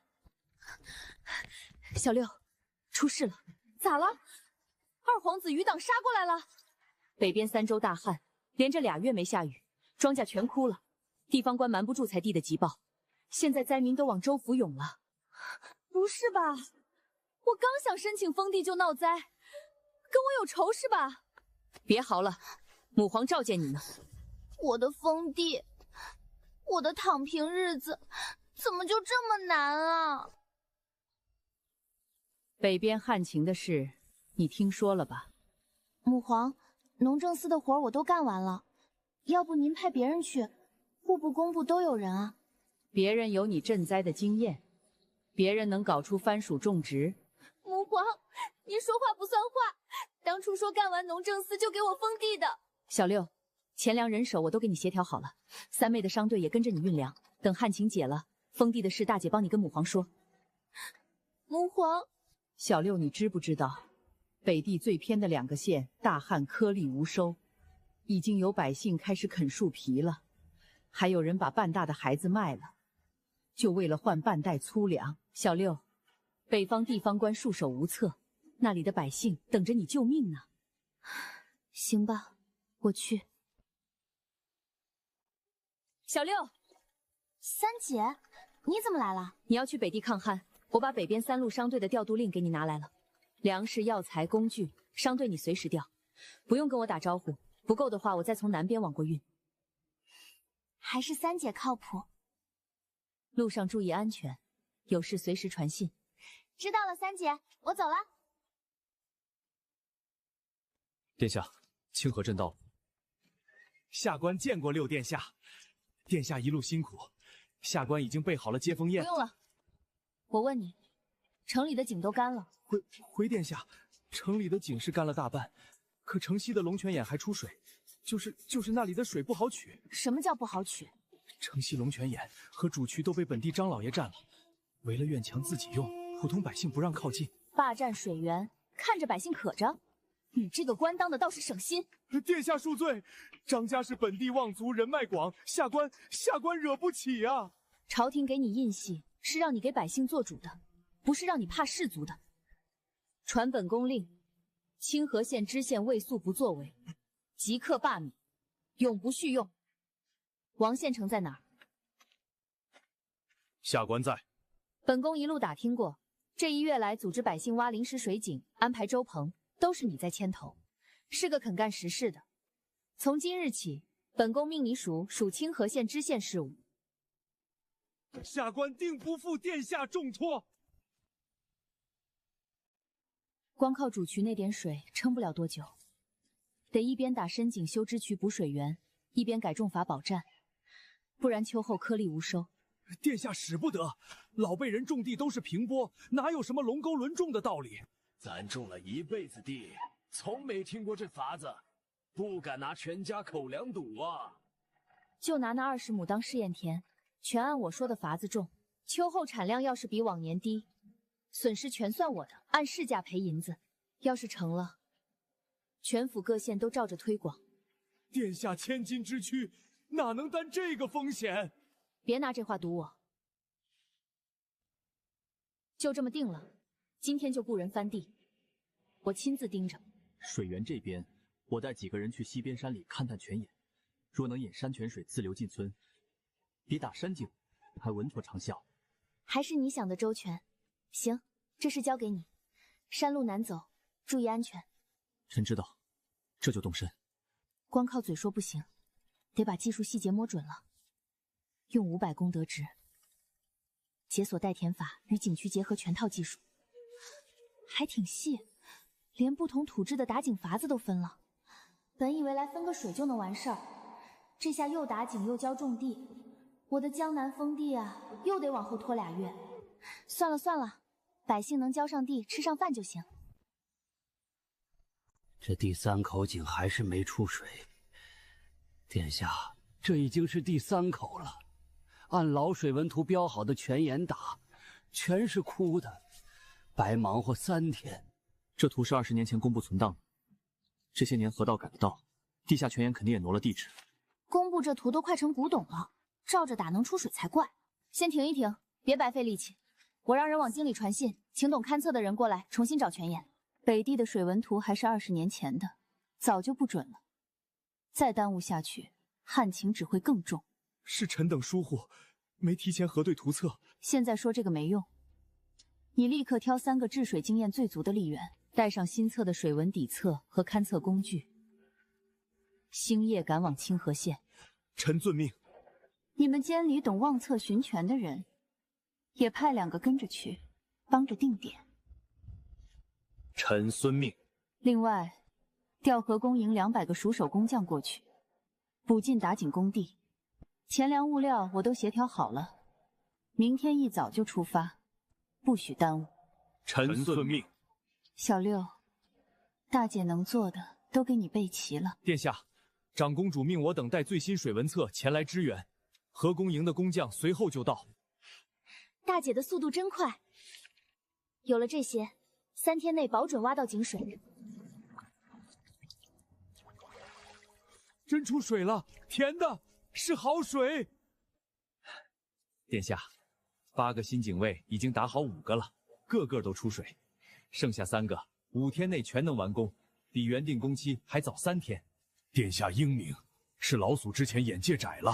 要谢就谢长公主调来的及时，虽然折腾了点儿，总算没白忙活。等井泉打好，再把支渠修通，这旱情就能稳住大半了。哎，这渠怎么塌了个大口子？昨晚还满着的，水怎么全没了？这可咋办啊？家里还等着水做饭浇地呢。我看不是他的，是山神发怒了。咱们打井挖渠动了山根，山神不高兴，亲手毁的渠。山神，老辈人就说动土要先拜山，你们非不听，这下遭报应了。别胡说，这口子边缘齐整，明明是铁锹挖的，是有人故意毁渠。李丽，你可别乱扣帽子，谁没事干毁渠啊？再不听劝，后面连井都得干，全得渴死。大早上吵吵嚷嚷的，出什么事了？殿下，渠被人挖了口子，水全跑光了。还有人说咱们打井触怒了山神，百姓们都慌了。山神？我看是人心坏了。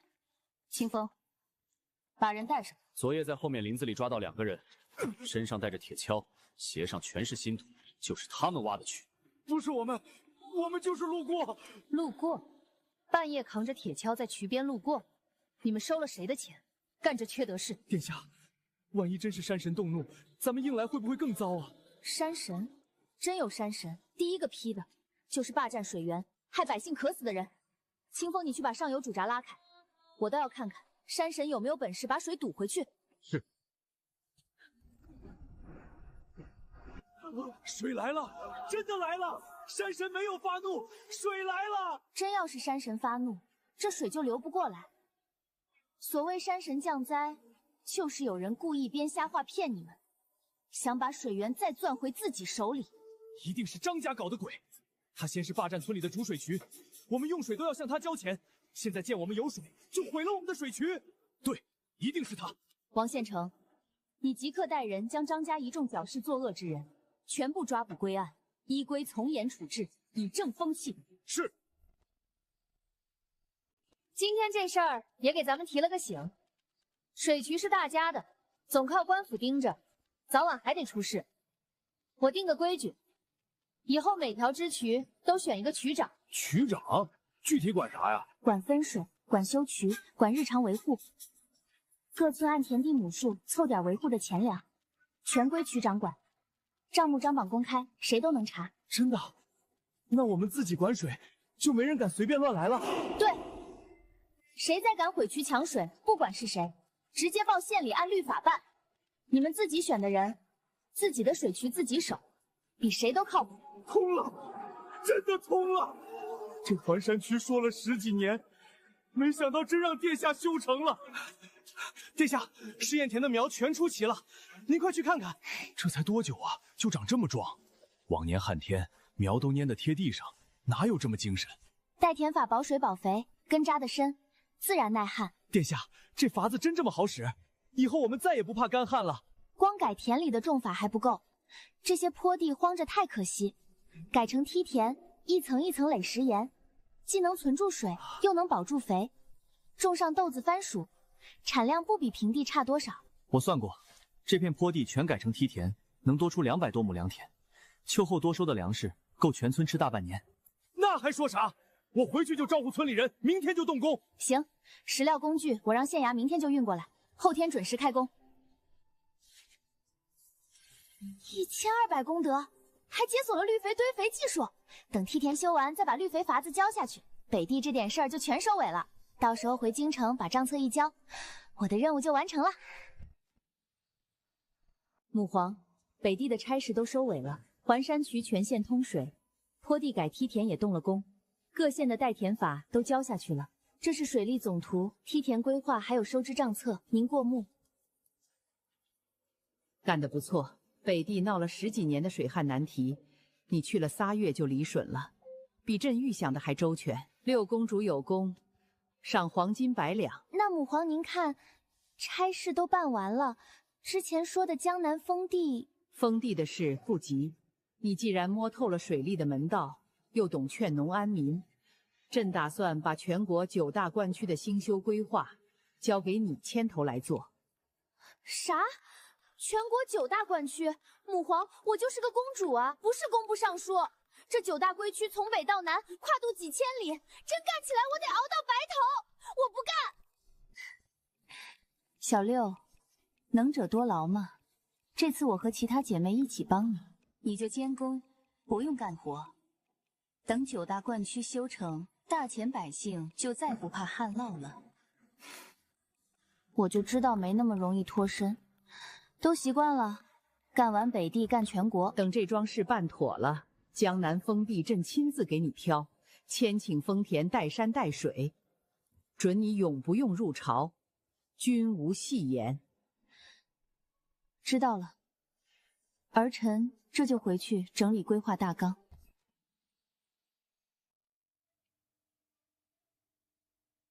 我这哪是公主啊，分明是工部包工头。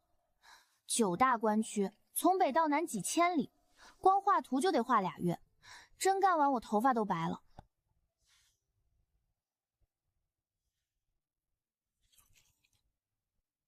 殿下别急，咱们先抓重点。我把历年闹灾最频繁的河段都标出来了，先修这些，见效最快。就先动清河贵区和东淮河沿线的堤坝，这俩地方年年旱涝交替，百姓遭罪最多。先把这2处修稳了，剩下的再慢慢铺开。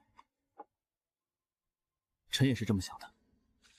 石料河工的清单我已经拟好了，殿下过目后就能往各州发。说好的干完北地就给封地，结果越干活越多。母皇这是逮着一只羊使劲薅啊！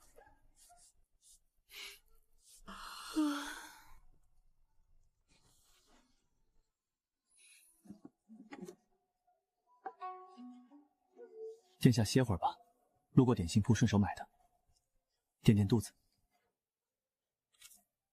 还是你贴心，等这2处堤坝修完，我说什么也得歇半个月，再这么连轴转。我封地没等到，先把自己熬垮了。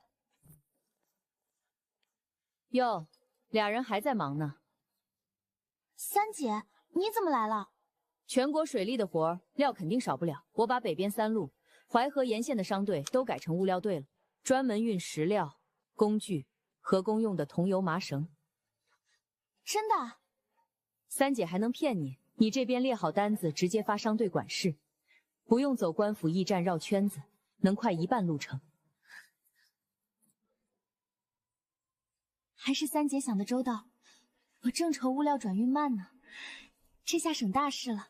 等修完了，大姐帮你跟母皇说封地的事，跑不了你的。谢三姐吉言吧，我现在都不奢求快点了，能给我就行。母皇是真心喜欢你，如果不是你不愿意，这凤储之位，母皇早就想给你了。不了不了，干个公主我都要累死了，这凤储谁爱当谁当。殿下，下官回去招呼百姓出工修堤，可大伙儿都怕耽误秋收，说地里的更要紧，愿意来的人没几个。是啊，殿下，百姓都指着地里的收成吃饭，怕修渠耽误了农时，宁可少赚点钱也不肯来。秋收确实耽误不了，应征百姓也不是办法。殿下，不如错峰轮工，每家出1名劳力，10天一轮换，再按工程量计线发钱，多劳多得，百姓也有奔头。对，就这么办。你们回去跟百姓说清楚，修渠不耽误秋收，轮班来就行。1天管2顿正餐，累1方石、运10担土都算工钱，干得多赚得多，当日结算绝不拖欠。是殿下。轮班来啊？那行，我家老大来干10天，换我家老二来，地里的活一点不耽误，还能赚份工钱，还管2顿饭，那家里能省不少口粮呢。我现在就报名，明天就来上工。殿下，你看，才半个时辰就报了300多人，比预想的还多。那是自然，不耽误种地还能赚钱，谁不愿意？赶紧分组排班，后天就动工，必须赶在春汛前把堤坝加固完。这段坝基厚度不够，再填2尺土，层层夯实了才行。汛期水大浪急，偷工减料要出大事了。好嘞，这就安排人补。殿下，四殿下吩咐过，让下官逐线督工，每段堤坝都按标准查验，绝不容许偷工减料。辛苦你们了，四姐办事就是稳妥，有你们盯着，我也放心。按这进度，赶在春汛前完工肯定没问题。那就好，可别汛期出岔子，不然大伙这阵子的苦都白吃了。幸亏新修了堤坝，往年这水位早就漫见村淹庄稼了。多亏了6殿下的法子，这坝修的结实，今年的收成保住了。总算没白忙活一冬天。第一批灌区成了，后面的就好办了。粮食产量涨了30%，怎么桑麻的收购价反倒跌了1半？百姓连匹粗布都换不起。回殿下，城里几家世家庄联了手，统一压价收麻收碱，农户自己纺的布卖不出去，只能贱卖给他们，年年都这样。粮食刚够吃，穿衣又被卡脖子，这帮人真是哪有好处往哪钻。上次在册子上看到高产桑苗与改良纺车全套技术，看能不能解锁。还挺全，连残病怎么防都写了，这样就好办多了。6殿下，这桑苗真的白给我们，不用掏银子？白给，每家领10颗，种在田埂坡地边上，不占良田，等松叶长出来养蚕，结的茧官府按市价收，比布庄给的高30%。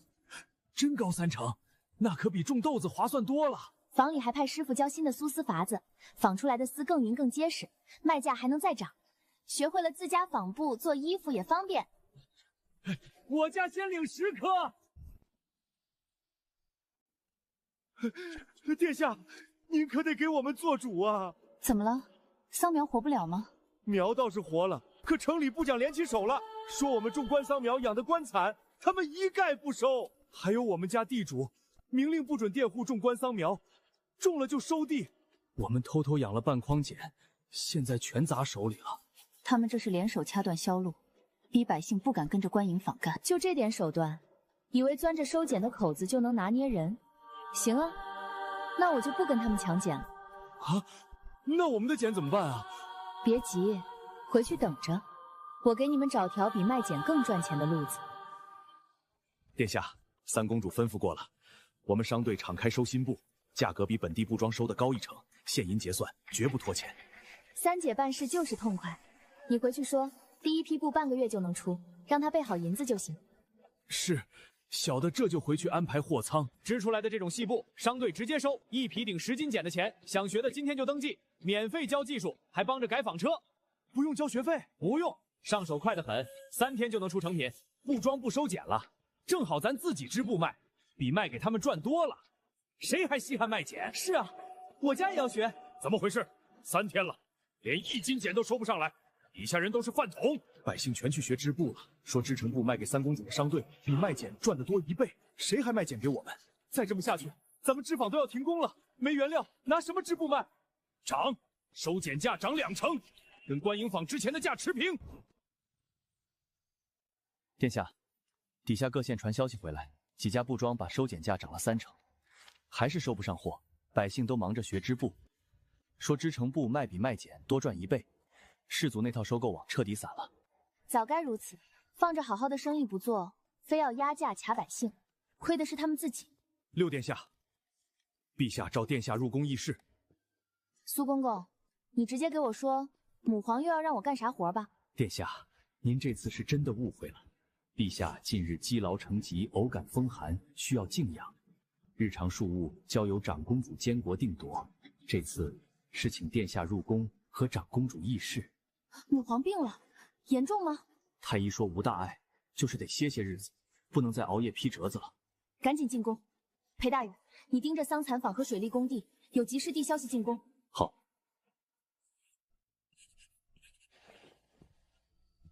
大姐，母皇才歇1天，怎么攒了这么多？都是各州府攒的急报，平时母皇批得快，倒不显堆得慌。行了，别硬扛，咱俩分工。你管官制调度、军务律法这些朝堂大事，农政、水利、赈灾这些民生活全归我。我熟，批得快。你农政司本来就一堆事，再帮我扛这些，不累啊？累有什么办法？总不能看着你一个人熬。再说民生的事儿，我天天碰，比你挨个问章程快多了。大姐，现在粮够吃，布够穿，基础的民生稳住了，但还有俩短板：孩子没书读，百姓看病难。我想着趁农桑的势头，配套搞义学和卫诊点，是这个道理。只是摊子铺得大，钱粮得先算清楚。我叫户部侍郎过来了，一起核算。长公主，六殿下，义学义诊的规划臣看过了，只是国库常年要留备灾银，北边南边都得备着，一次性拨付这么多州县的启动银两，压力实在太大。一次性拨付？谁说要一次性全掏国库了？你看看这个，官营桑蚕坊头1季的盈利，加上长平仓丰年收粮、灾年放粮的盈益，这2项每年都有稳定进项。这桑蚕坊1季的盈利竟有这么多？这还是只铺了京畿3个县的数，等后面铺开，盈利还能翻番。不用国库全额出钱，就从农商盈利里抽3成，专门化作民生银，相当于以商力养民生，不碰备灾的底子，也不用额外加税。道理是这个道理，可万一哪年灾年，长军团没盈余，桑蚕也减产，这钱不就断了？所以先试点，就从京畿周边5个县开始，投入小，就算遇着变动也扛得住。等跑顺了，盈利稳定了，再往各道扩。而且民生银单独建账，专款专用，谁也挪不走。殿下这么一算，确实稳妥，不用动国库备灾银，每年从盈利里抽的钱，足够5个县的医学义诊开销，还能剩点结余滚到下一年。那就这么定。先生从洛克的举子里招，医术好的游医也可以聘，工钱给足，比坐馆还稳，不愁没人来。按六殿下说的办，户部牵头拨启动款，第一批先从农商盈利里出，农政司负责落地选人。3个月内，我要看到5个县的义学都开堂。臣遵旨，这就回去安排钱粮调度。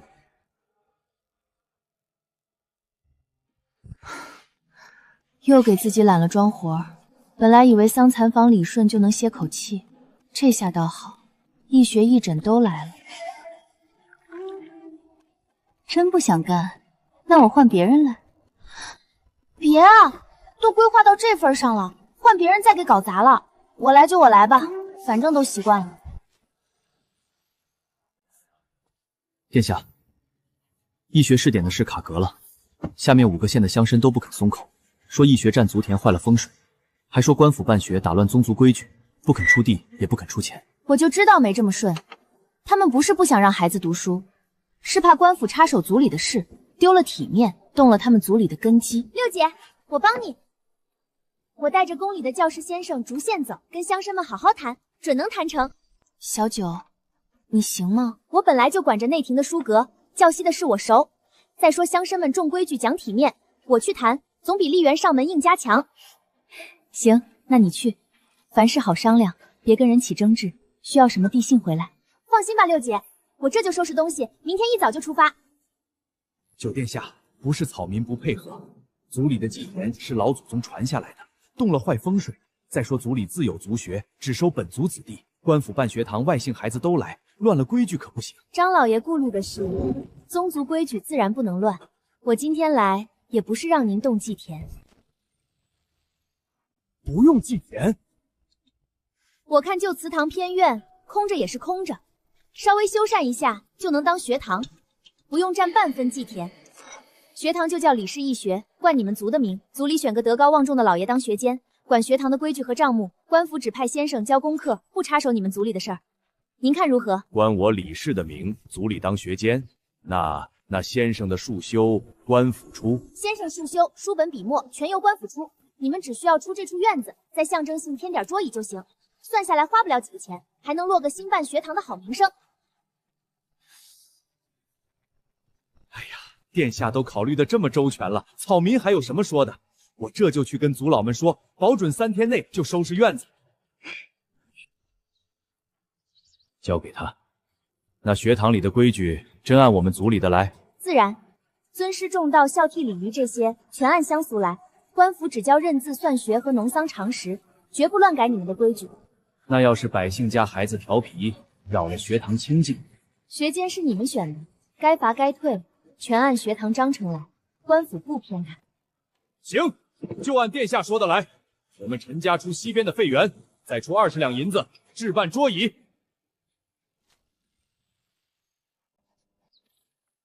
六姐，成了！5个县的乡绅全谈妥了，院子钱粮都凑齐了，再过10天就能开工修缮，下个月就能开堂上课。这么快？我还以为你得磨半个月呢。其实也不难，他们就是怕丢体面、乱规矩，顺着他们的心意来，给足脸面，再让他们沾点兴学的名声，自然就答应了。九殿下聪慧，这关键族管的法子，既推了义学，又全了乡绅的体面，比硬压下去稳妥多了。我们小九长大了，都能独当一面了。晚上回府好好歇着，剩下开工的事让丽媛去跑就行。那等义学都开堂了，六姐可得在母皇跟前替我美言几句。那还用说。功劳簿上第一个写你的名字，谢谢六姐。那我先回去了，还得把各县开工的日子再核对一遍，别撞了时辰。六姐，我走了。等义学开堂，你可得跟我一起去看。好。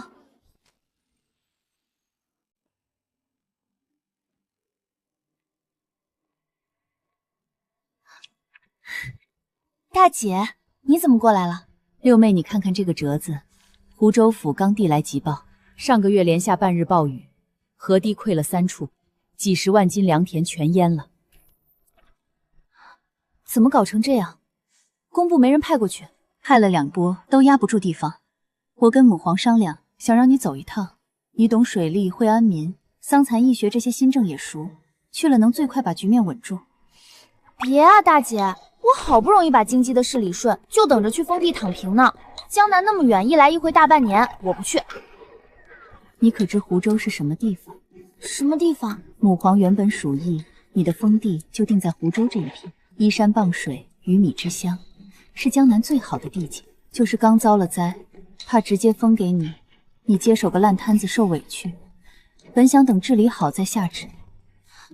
你说啥？湖州是我未来的封地？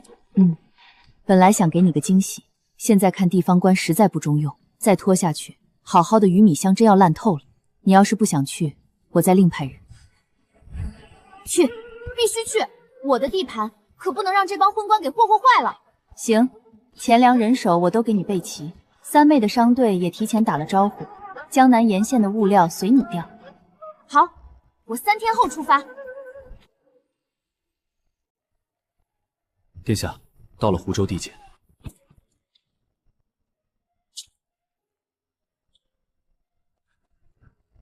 下官见过六殿下，殿下一路辛苦，这地方脏乱，您先回府衙歇脚吧。都塌成这样了，还有心思歇？灾情闹了快1个月，河道没清，灾民没安置，你这知府就是这么当的？殿下恕罪，实在是没钱没人啊！府库前2年修行宫耗空了大半，青壮逃荒走了不少，青淤修堤动不了工，连周棚都快撑不住了。行宫年年修，防洪的钱反倒省了。围田是江南的根本，塌了不补，秋后颗粒无收，难道靠行宫产粮？没钱没人不是借口，我现在定3条章程，你照着办，10天内我要见起色。殿下，你说小的这就去办。第一，先清淤修堤稳防汛，立刻贴告示用以工代赈。咱民里的青壮都来上工，先把主河道淤泥清干净，塌掉的围堤按新标准补牢。入夏前必须把防汛底子筑牢。可官仓的粮也不够撑半个月。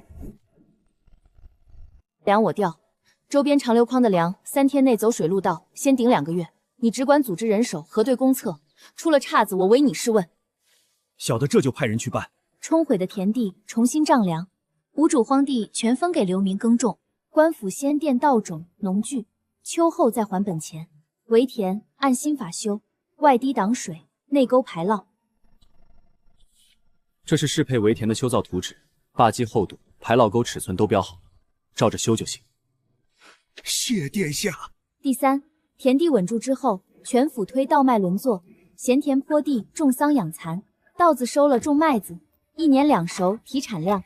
田埂堤岸种桑苗，桑蚕收益全归农户，官府只抽1成本钱。殿下这3条，一条比一条实在，我们湖州有救了。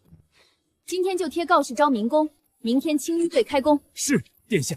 我的鱼米香啊，先给你治治病，等治好了，我就能安心过来躺平了。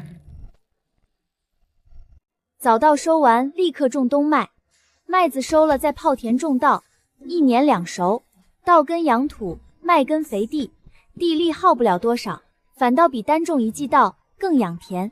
殿下，咱祖祖辈辈都只种1季稻，稻子耗水，麦子耐旱，搁一块种，别到时候2样都长不好，全家口粮都没了。先拿这3亩当试验田，种子、农具全由官府出，秋后产量要是比单种稻子低，损失官府全赔；要是成了，全府照着推广。行，殿下都敢担风险，我们有啥不敢的？这3亩田，我老汉带头种。殿下还有什么吩咐？带我去荷塘边看看。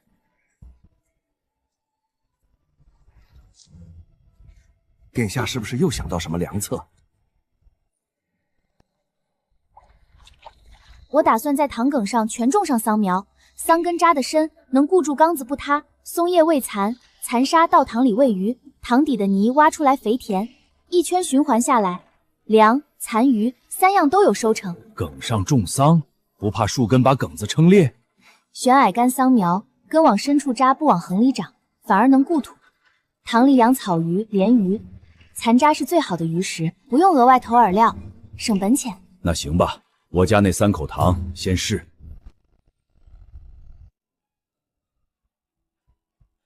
殿下神了！这3亩田干稻打了整整4担2斗，往年单种1季稻，最多才2担半。是啊，那麦子再收1担，1年顶过去2年的粮啊！殿下，我们家那5亩围田，下半年也按这法子种，种子我们自己买，就求官府派师傅教教。还有我家，行，明天大家去县衙领种子桑苗，师傅逐村去教，保证家家户户都能学会。太好了！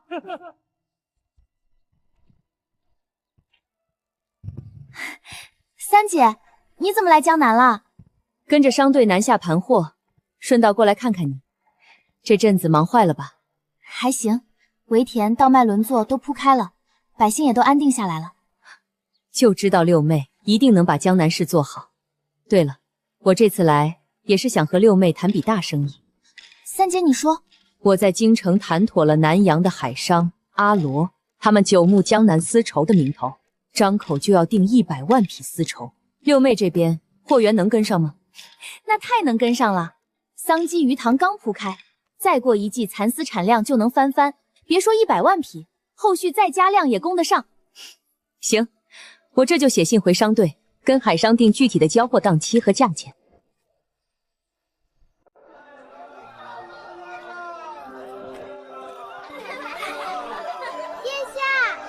殿下，尝尝新蒸的米糕，今年新米做的，甜得很。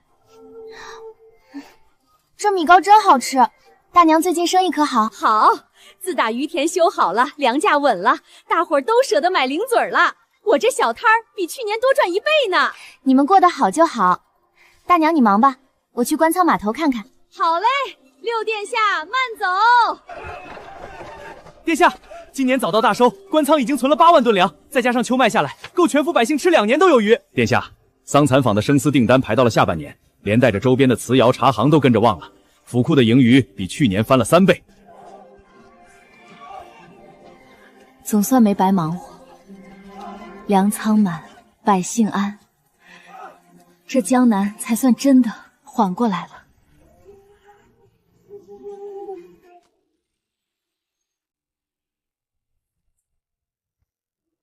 殿下，收到经理长公主府的加急密信。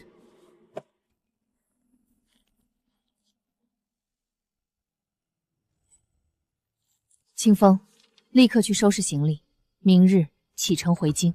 殿下，信中写了何事？母皇病倒了，大姐信里说，朝里已经有人开始动心思，储君之位悬着，局面稳不住。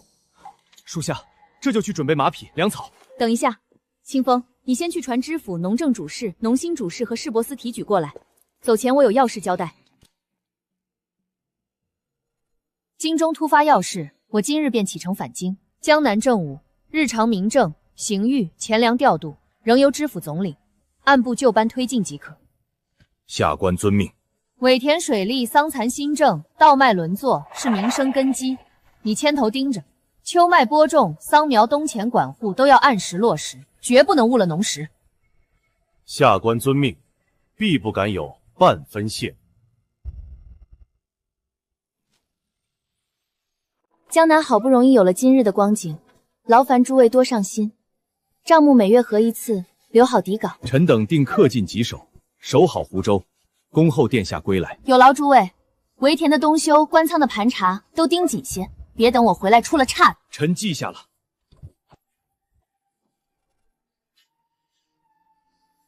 陛下，六殿下回来了，快叫小六进来。儿臣给母后请安。从江南一路奔波，累了吧？儿臣无妨，母皇身子要紧，太医怎么说？都是常年积劳的老毛病，朝政总是我担着不行，确实要立个储君。小六，论德才，论办成绩，你才是最合适当凤储的人。只是你素来无心权位，朕也不勉强你。谢母皇体谅儿臣心意。所以储君之位，朕心里定的是你大姐。只是眼下朝局逢动，暗里小动作不少，她刚接手难免吃力，你得帮她把局面稳住。母皇放心，儿臣知道分寸，必帮大姐稳住局面，绝不让人钻了空子。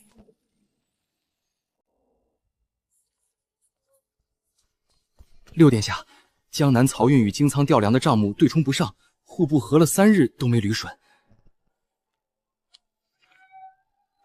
这里搂算了海贸关税的漕运补贴，还有长鸣枪的粮价折损，按旧例多算了2成。你照着这2处改，再核一遍账目就平了。殿下英明，是臣等疏漏了，臣这就去再核算一遍。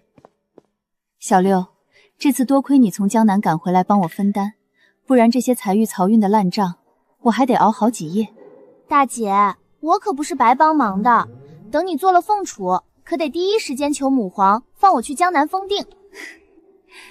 行，等大局彻底稳了，第一道旨意就给你划封地，湖州那片鱼米乡全给你，让你天天躺着享福。大姐，咱们拉钩。君无戏言。不过在这之前，你还得再帮我阵子，总不能我刚接过大局，你就转身跑了。行吧，就再忙阵子。宣旨吧。奉天承运，皇帝诏曰：皇生女秦昭琼，性情温良，德才兼备，理政持重，身负众望。今立为凤储，总领监国之权，协力百官，裁决庶务，以安社稷。臣女领旨，谢母皇隆恩。皇六女秦昭月兴农桑修水利，政绩卓著。今晋封静安公主，赐江南湖州千顷封地10英万户。特旨：静安公主永不用入朝，不承官差，不负朝贺。臣女领旨，谢母皇隆恩。终于熬出头了，我的江南清闲日子，我来了。这下如你心意了，千顷湖州封地，还有3不特旨，整个大姚找不出第2个公主有这待遇。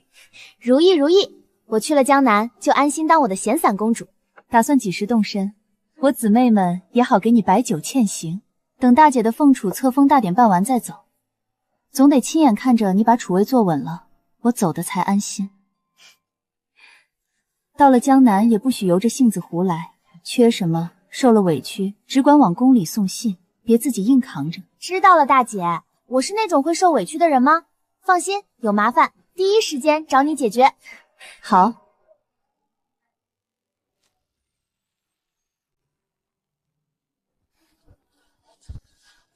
看你这心早就飞了的样子，恨不能今天就飞出京城。哪有大姐说的这么夸张？大姐有什么要交代的吗？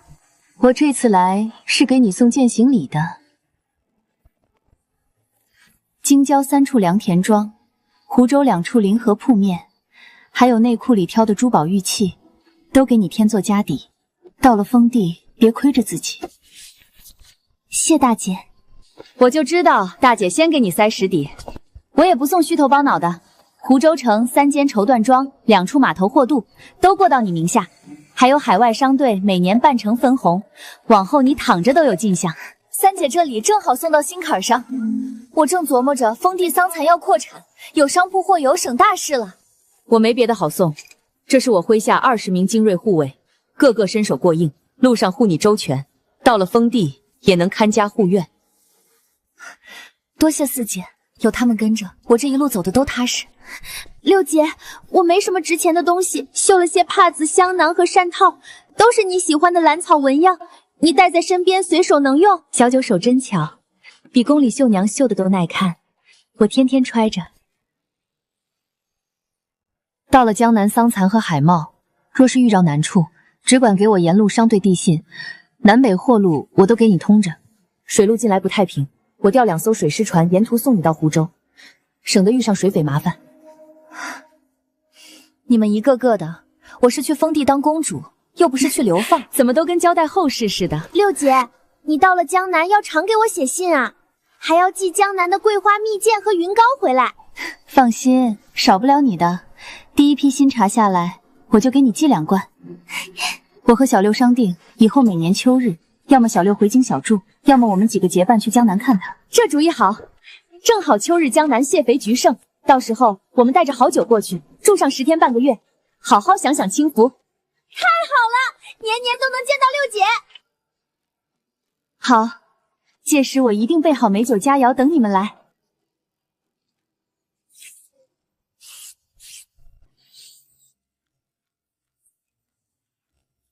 殿下，裴雨雪桥裴大人求见。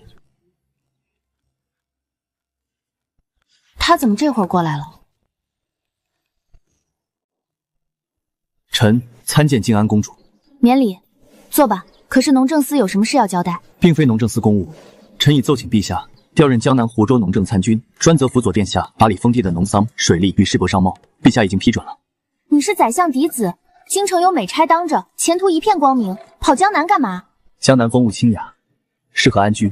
况且殿下封地初建，百业待兴，臣熟悉此前的新政章程，也算个熟手，能替殿下分担些琐碎事务。对啊，裴雪桥熟农桑，懂水利，连市舶司的规矩都门清。真去了江南，大小事务都有人盯着，我岂不是彻底能撒手躺平？行啊，既然你都奏请好了，我还有什么不愿意的？有你跟着去，我倒省了不少心。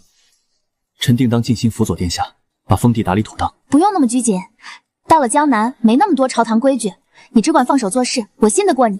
臣这就回府收拾行装，届时随殿下的车队一同出发。行。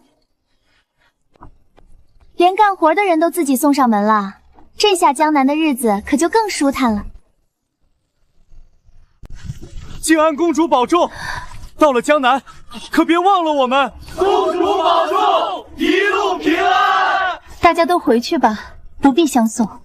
路上仔细着风寒，到了地方记得按时传信回来，别让我们惦记。商队沿路都设了站点，缺什么直接跟管事说，不用客气。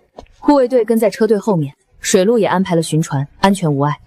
六姐记得常写信，还要寄江南的蜜饯回来。我都记着呢。你们也回去吧。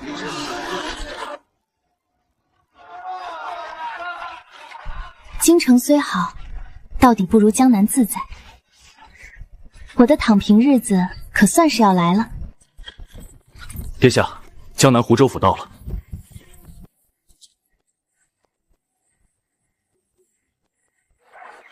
山清水秀，风软稻香，这才是人过的日子啊！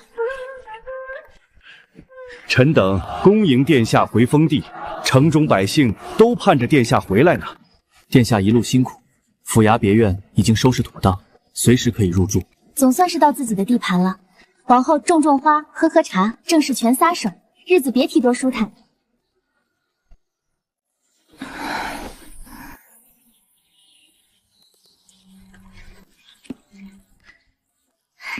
殿下醒了，厨房温着莲子羹和桂花糕，现在传过来吗？端过来吧。每天睡到自然醒，醒来钓鱼看画书，美哉美哉。殿下来啦，坐吧。殿下，还有几处味田要加固，桑苗要补种的小事，臣都按旧例批下去了，来跟殿下说一声。你办事我放心，按规矩来就行，不用事事都问我。是。还有别的事吗？前几日路过玉石作坊，见料子还算通透，顺手让人做了个小物件。殿下日日在此钓鱼，寻常木漂沉顿，这个兴许能趁手些。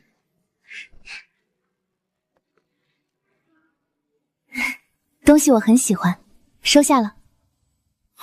殿下喜欢便好，那臣不打扰殿下清闲，先告退了。山好水好，世事安稳，总算过上美美躺平的日子。